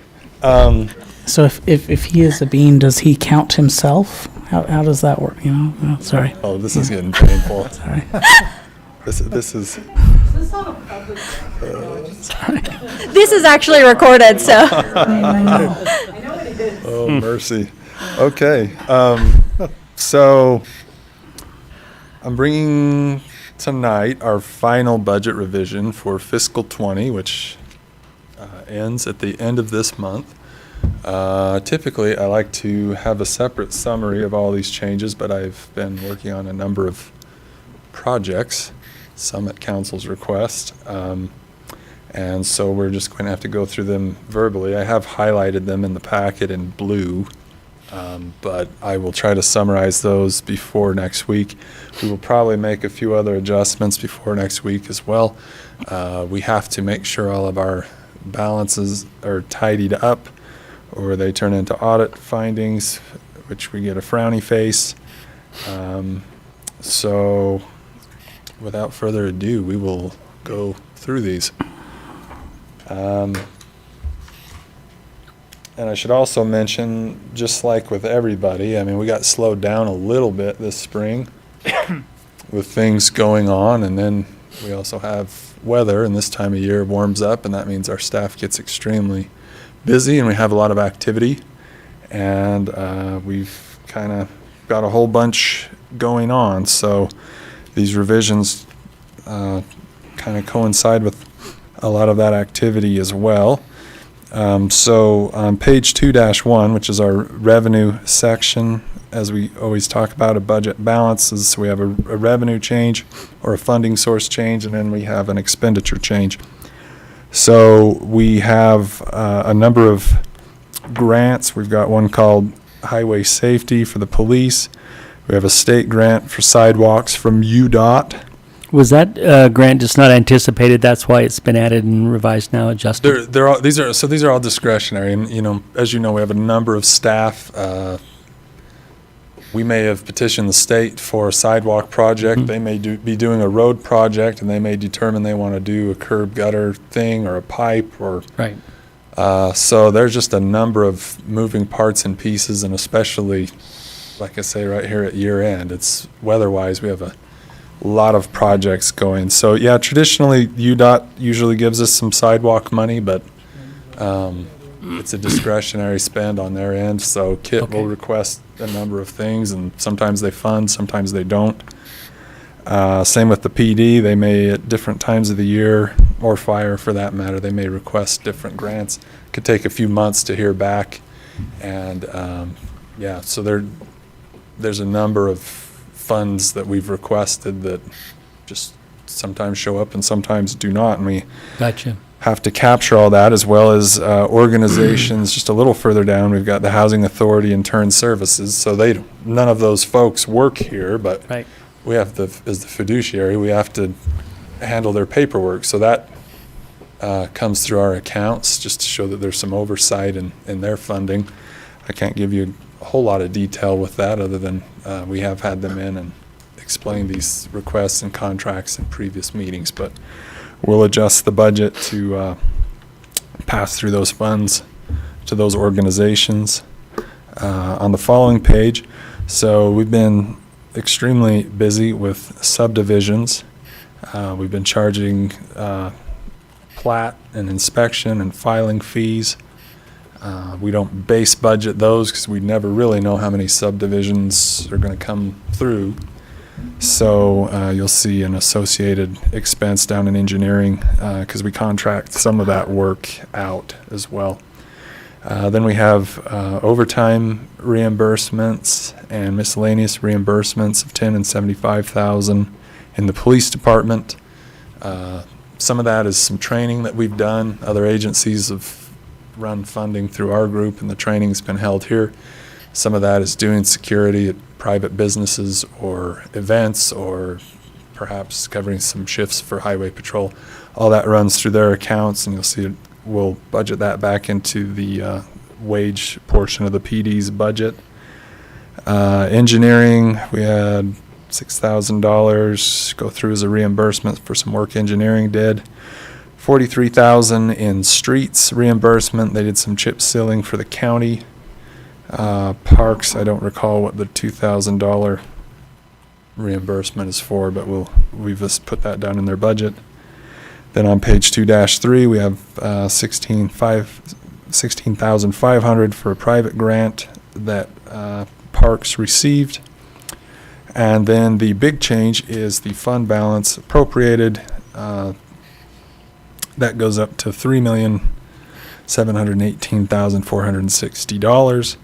We use that as the offsetting entry for the transfer that we may make some portion of that to transfer funds to the capital improvement fund. So we don't want to go and rearrange all the revenue projections because it makes them inaccurate. So we just draw on a line item called fund balance. And at this time, until we close the books, as I work on that over the next few months, I don't know exactly how much we will transfer, but I'll update council as we know that. So page 2-4, in the administrative budget, we have the 2 pass-through grants for CDBG Housing Authority and Turn Services, $173,000 and $128,968. There were prior revisions for part of those amounts as well, but they've increased. Page 2-7 is you see the increase in the overtime budget for the police department, $84,687. That represents their miscellaneous reimbursement I mentioned earlier. Page 2-8, the fire department, their overtime budget I've adjusted to $131,438. It's a $45,000 increase. So what we're doing in this instance is we're estimating how much funding they're going to get or revenue they're going to earn from fighting wildfires nationally. So by the time we really know what they're going to earn, we'll be in the next fiscal year, and we won't be able to retroactively adjust this budget. So that one is an estimate. Chief Phillips and I went through that. We're estimating they'll have expenditures of $45,000. But this will all be finalized before the complete audit is done. We'll know what it is. Yes. Yep. Right. So they'll go out on those fires now at any time. They'll bill for those in July and August. We'll probably get reimbursed from the federal government in September. And anyway, hopefully we capture that expenditure in this estimate here. The following page is page 2-9. So I've added $10,000 to the temporary wages in animal control. We had a staff change. We had to pay out some comp and vacation time with the employment change. It's going to put us over budget, so we're just funding that. So that's $10,000. I don't have a good speech for that one. There you go. There's a line item. Page 2-10, as I mentioned earlier, we did county work in the street department, $43,000. I've added that to street maintenance. And then down at the bottom there, you see the offsetting UDOT grant for $66,000 for the sidewalk money that the state sent to us. And then on the following page, city engineer, I put $40,000 back into professional and technical services. That will cover any contracting out we do for How much did you say you put in there? 40. Why, you need to check that. It says you put 140. Yeah, so there's a prior revision, so these are cumulative revisions. So in the prior revision, we put in 100,000 for Okay, the there you go. transportation. It's a great question, yeah. I know nothing about it, but there's a state transportation impact study. It's $100,000. I think we have a $6,000 match. All I know is engineering's supposed to do that. That's and for the was from master plan, isn't it? Prior, that's That's- probably it. Transportation master. Yeah, That's that one. transportation master plan. So that's a cumulative change throughout the entire year, but I've added 40 to it in this last revision. 17. And then down in Parks and Cemetery, there's the 16.6 for the private grant I mentioned earlier. So everyone's still awake? This is lots of fun, isn't it? Following page 2-12, $5,000 in their professional and technical services. That was our portion of the complex analysis up on the north end. I think we partnered with the soccer group to have that master plan, feasibility study stuff done. That is that revision. Page 2-14, as I alluded to in the upcoming budget, we're adding $17,000 to the utility line item in the Heritage and Festival Hall budget. And at the very bottom, there's a transfer. Potentially, we could transfer up to $3 million to the capital improvement fund. Could be $500,000, it could be $1 million. That authorizes me to transfer up to that amount. So I will update council in a few months when we know exactly what we're able to move over there. Fortunately, at this point, our revenue streams are fairly okay despite the last few months. So we're on track as for now. We'll jump forward to page 2-17, which is the airport. We had $15,195 sent to us from the county for a carpet project, and then $7,200 for some building lease improvements for the BLM building. And the BLM will cover that $7,200.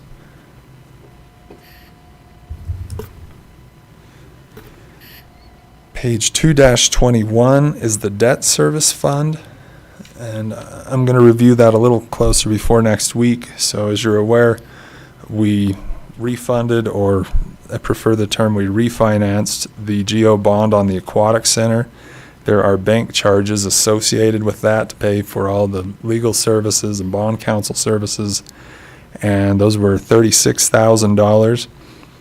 They actually wired us from the refinance, the new bond, they wired us the $36,000, so we didn't have to come up with new money to do that. It's just reflected in these revenue and expense line items here, and we'll see the same thing in the water fund and the storm drain.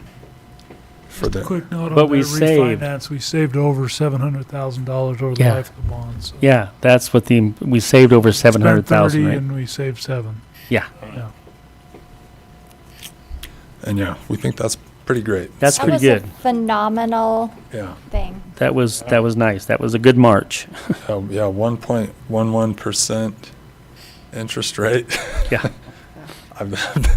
Yeah. Pretty cool thing there. Councilwoman Hartley mentioned to me that I need to revise the animal shelter budget, which is on page 2-25, Fund 49.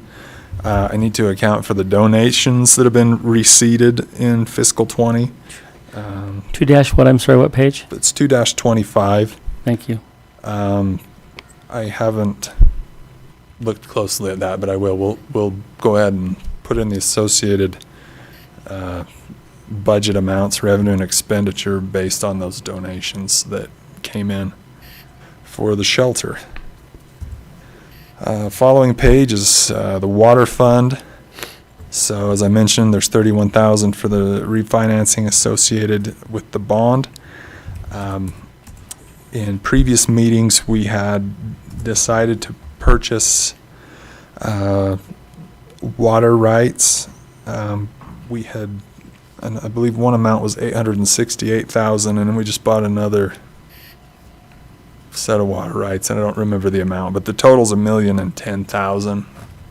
And we have, of course, those acquisition fees within the fund. So that's reflected in that number. And then, as I mentioned, we've been pretty busy with development with the home builders. So we've added, what's the total?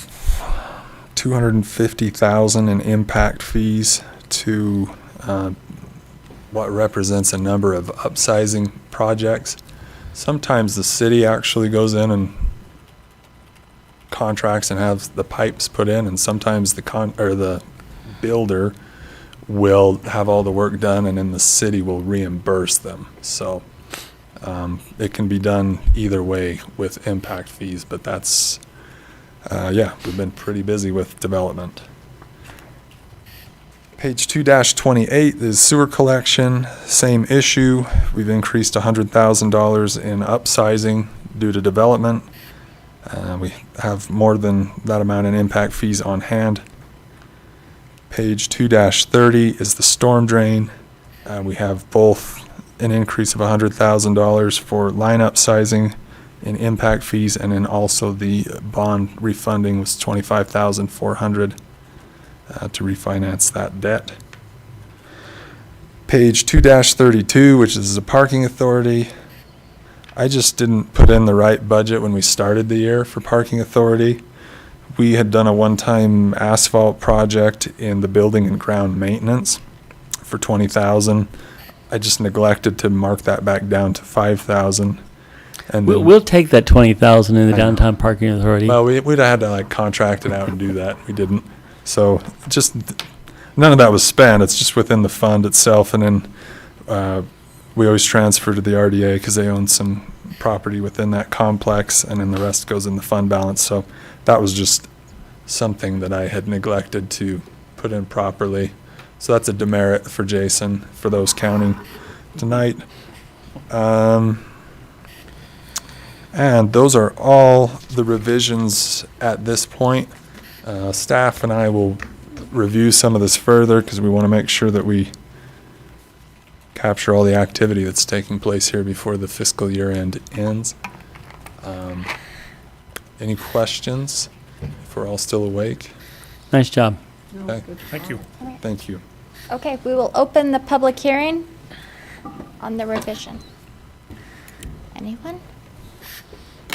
Okay, we will close the public hearing and put. Good job on the $700,000 savings. Yeah. That and the interest rate. That's a big deal.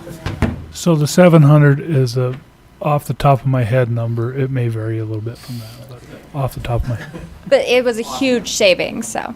All right, we will close the public hearing and put this on the action agenda. And with that, Mr. Isom? Move to adjourn this meeting and go into our RDA meeting. Second. All in favor? Aye.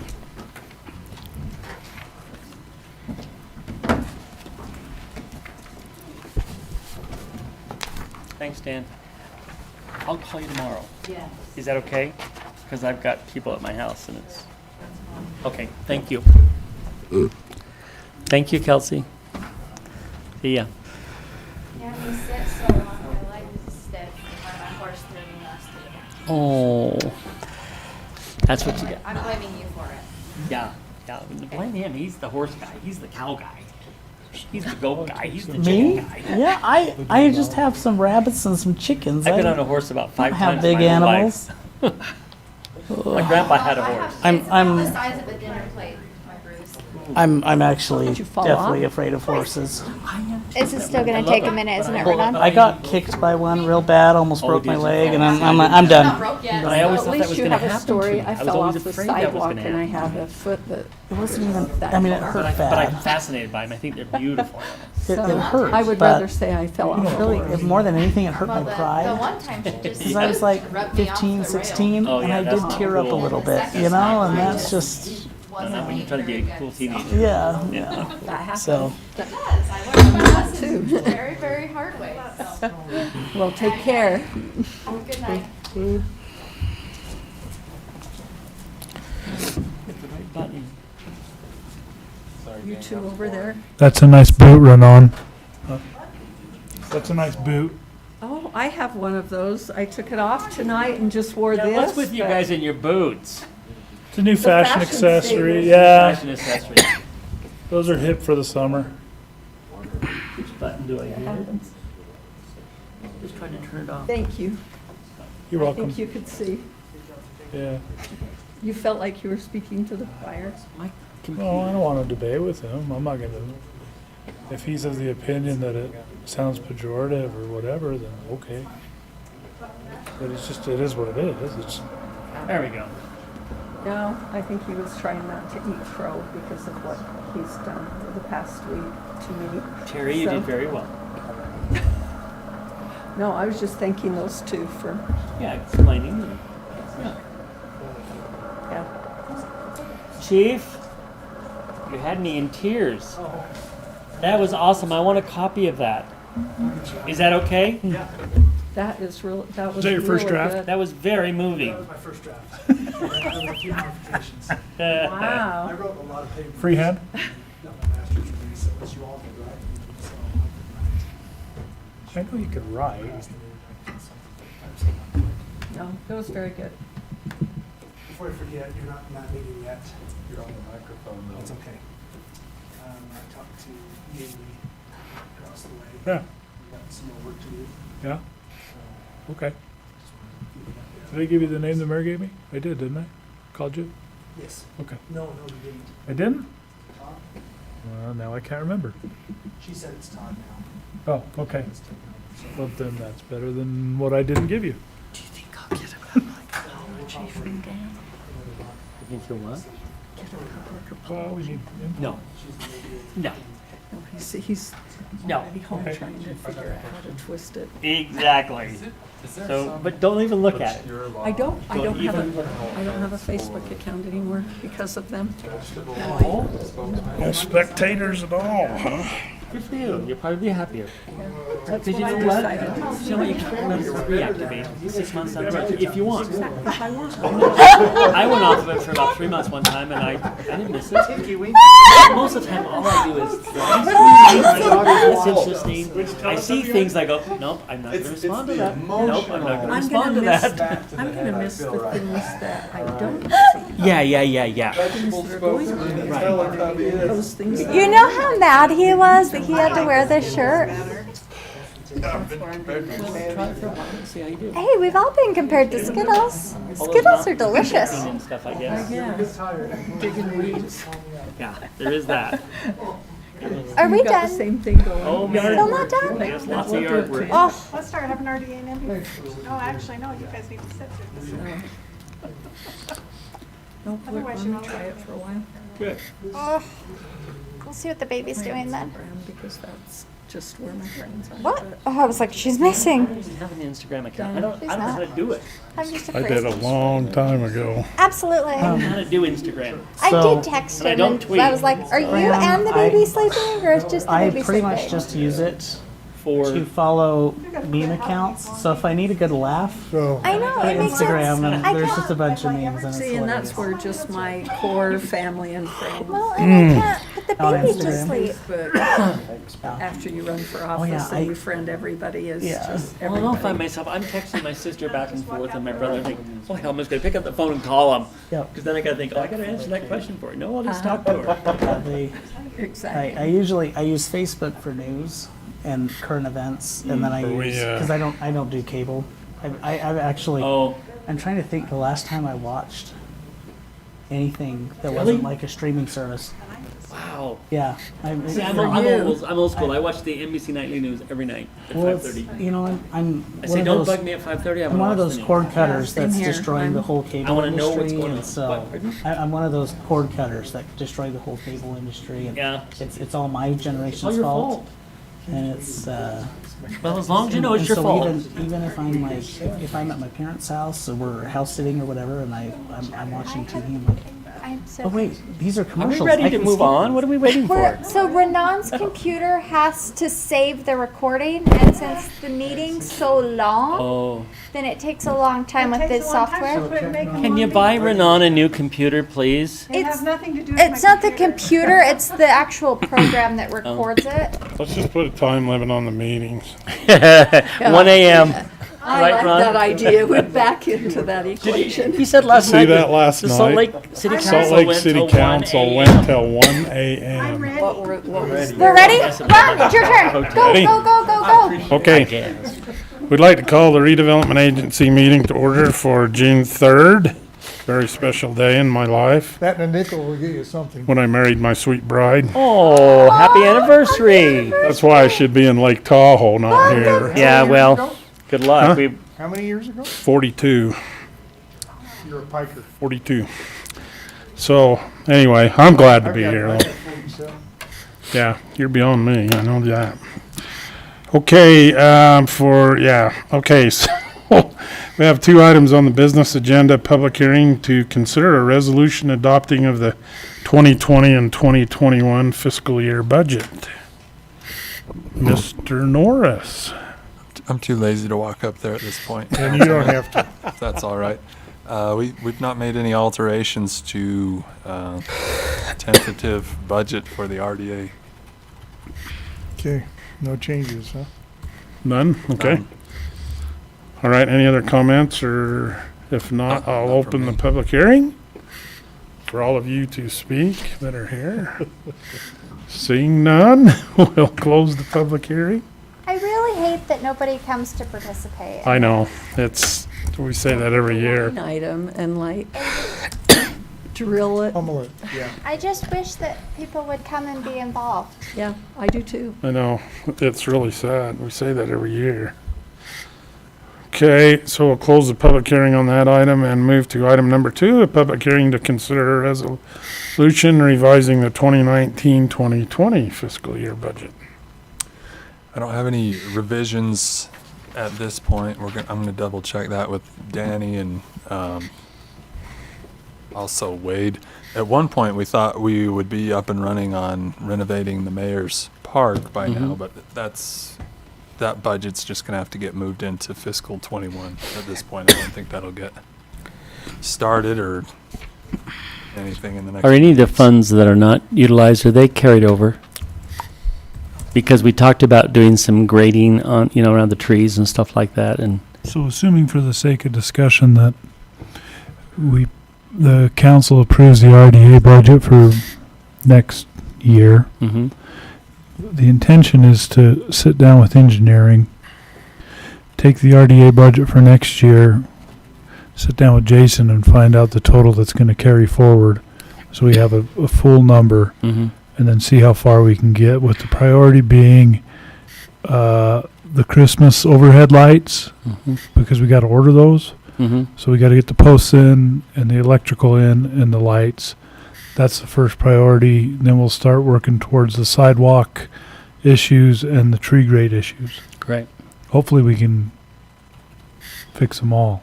and the banners and brackets to go on the poles. Oh, the banners. And the brackets to go with them. I hadn't even thought about banners. Oh, I did. Yeah, I'm sure. These are colored or light banners? I'm not, he's probably No, six whatever, banners you gotta ahead of have me the by now, brackets to and- put whatever banners there are. Are those banners for those? Not like Christmas banners? Not Christmas, just, no, we gotta have the same little arm You're that saying comes the out on the. banners that go out from the side of the lamp posts. Correct. Because at one And, time we had talked about banners going across the road. No, let me clarify, I'm sorry. So- And Just the arm just, bracket. just so it matches the rest of the stuff, and the hanging brackets for the flower pots, I mean, just, we gotta make sure it's the same look. That's all. Gotcha. Okay. What about our Christmas banners? Well, Sorry, yeah, I'm we sorry, might Ron. have to. So We're gonna not have Christmas banners or Christmas. Wow. Wow. Did he rain on Wow. your Jeez. parade? It's a pandemic and Santa can't be that close to the kids. Santa is an essential worker. Yeah, there you go. What color shirt does Scrooge get? Yeah, exactly. Orange, evidently. I don't know if we answered the question, but yeah, so, You're not fixing the box spot? the what? I don't know. I don't know. Okay, so yeah. So Fund 57, the RDA, all the funding that comes in stays in that fund, right? Okay, it goes got it. nowhere. However, it is a pot of funding until we have live budgets through the budgeting process, nothing comes back out. So in context of 2020, whatever gets spent between now and the end of the month, there's the authority to do that. So if we don't get all the way through the current project for downtown, I will net out the remaining budget, and a few months from now, I'll bring you that big list of revisions for all projects. And whatever's the net remaining of all those budgets, I will ask council to carry those forward into fiscal 21. So that will be several months out before we're able to do that, but yes, that's how we will. So the funding will stay there, and then we will recreate that budget in fiscal 21. Thank you. Okay, any other comments? If not, we'll open the public hearing. Seeing nobody, we'll close the public hearing, and I'll entertain a motion. Motion to adjourn this meeting and move into the MBA? Second? All in favor? Aye. You just tried to cancel Christmas. Yeah. look at that. Well, it's after Get an 9, orange shirt on, getting a you little can go all sluggish, yeah. We could just throw a patch over these, and we'd have Christmas light shirts. We just dust these things off. Let's go. They asked, liked what they we asked were what color doing. Scrooge was, and I said evidently orange. Dan's with his June Pride. Go for it. Okay, let's call the Municipal Building Authority meeting to order for June 3rd. We have 2 items on the business agenda, a public hearing to consider the resolution adopting the 2020-2021 budget. Same thing, we've made no change. change to the tentative budget for the MBA. And Okay, any further comments? If not, we'll open the public hearing. Seeing none, we'll close the public hearing. Move on to item number 2, which is a public hearing to consider a resolution revising the 2019-2020 fiscal year budget. And I haven't made any revisions to that yet either. It has the remaining amount of the animal shelter that we paid the final construction bills in fiscal 20, so I'm gonna just double check those. Then we have debt service for the shelter and the fire trucks, so I'll double and triple check that before next week, but I haven't made any revisions to this point. Okay, any other comments? I only have one comment, and it's back about the animal shelter, and it really isn't related to budget, but it kind of is. We have 1 year from the date the trees were put in, and I've driven by, but if any of the trees are dying, if there's a problem, they guarantee to replace them from 1 year the date of installation. So not having an animal shelter director, we need someone to double check, because it was about in July those trees went in. So we need to be looking at that, and I don't know who that is. Because they will replace them if there's problems. Jason's green like a tree. Oh. Okay, any other comments? All right. Seeing none, we'll open the public hearing on this item. Seeing no comments, we'll close the public hearing and I'll entertain a motion. Motion to adjourn. Second. All in favor? Aye. Aye.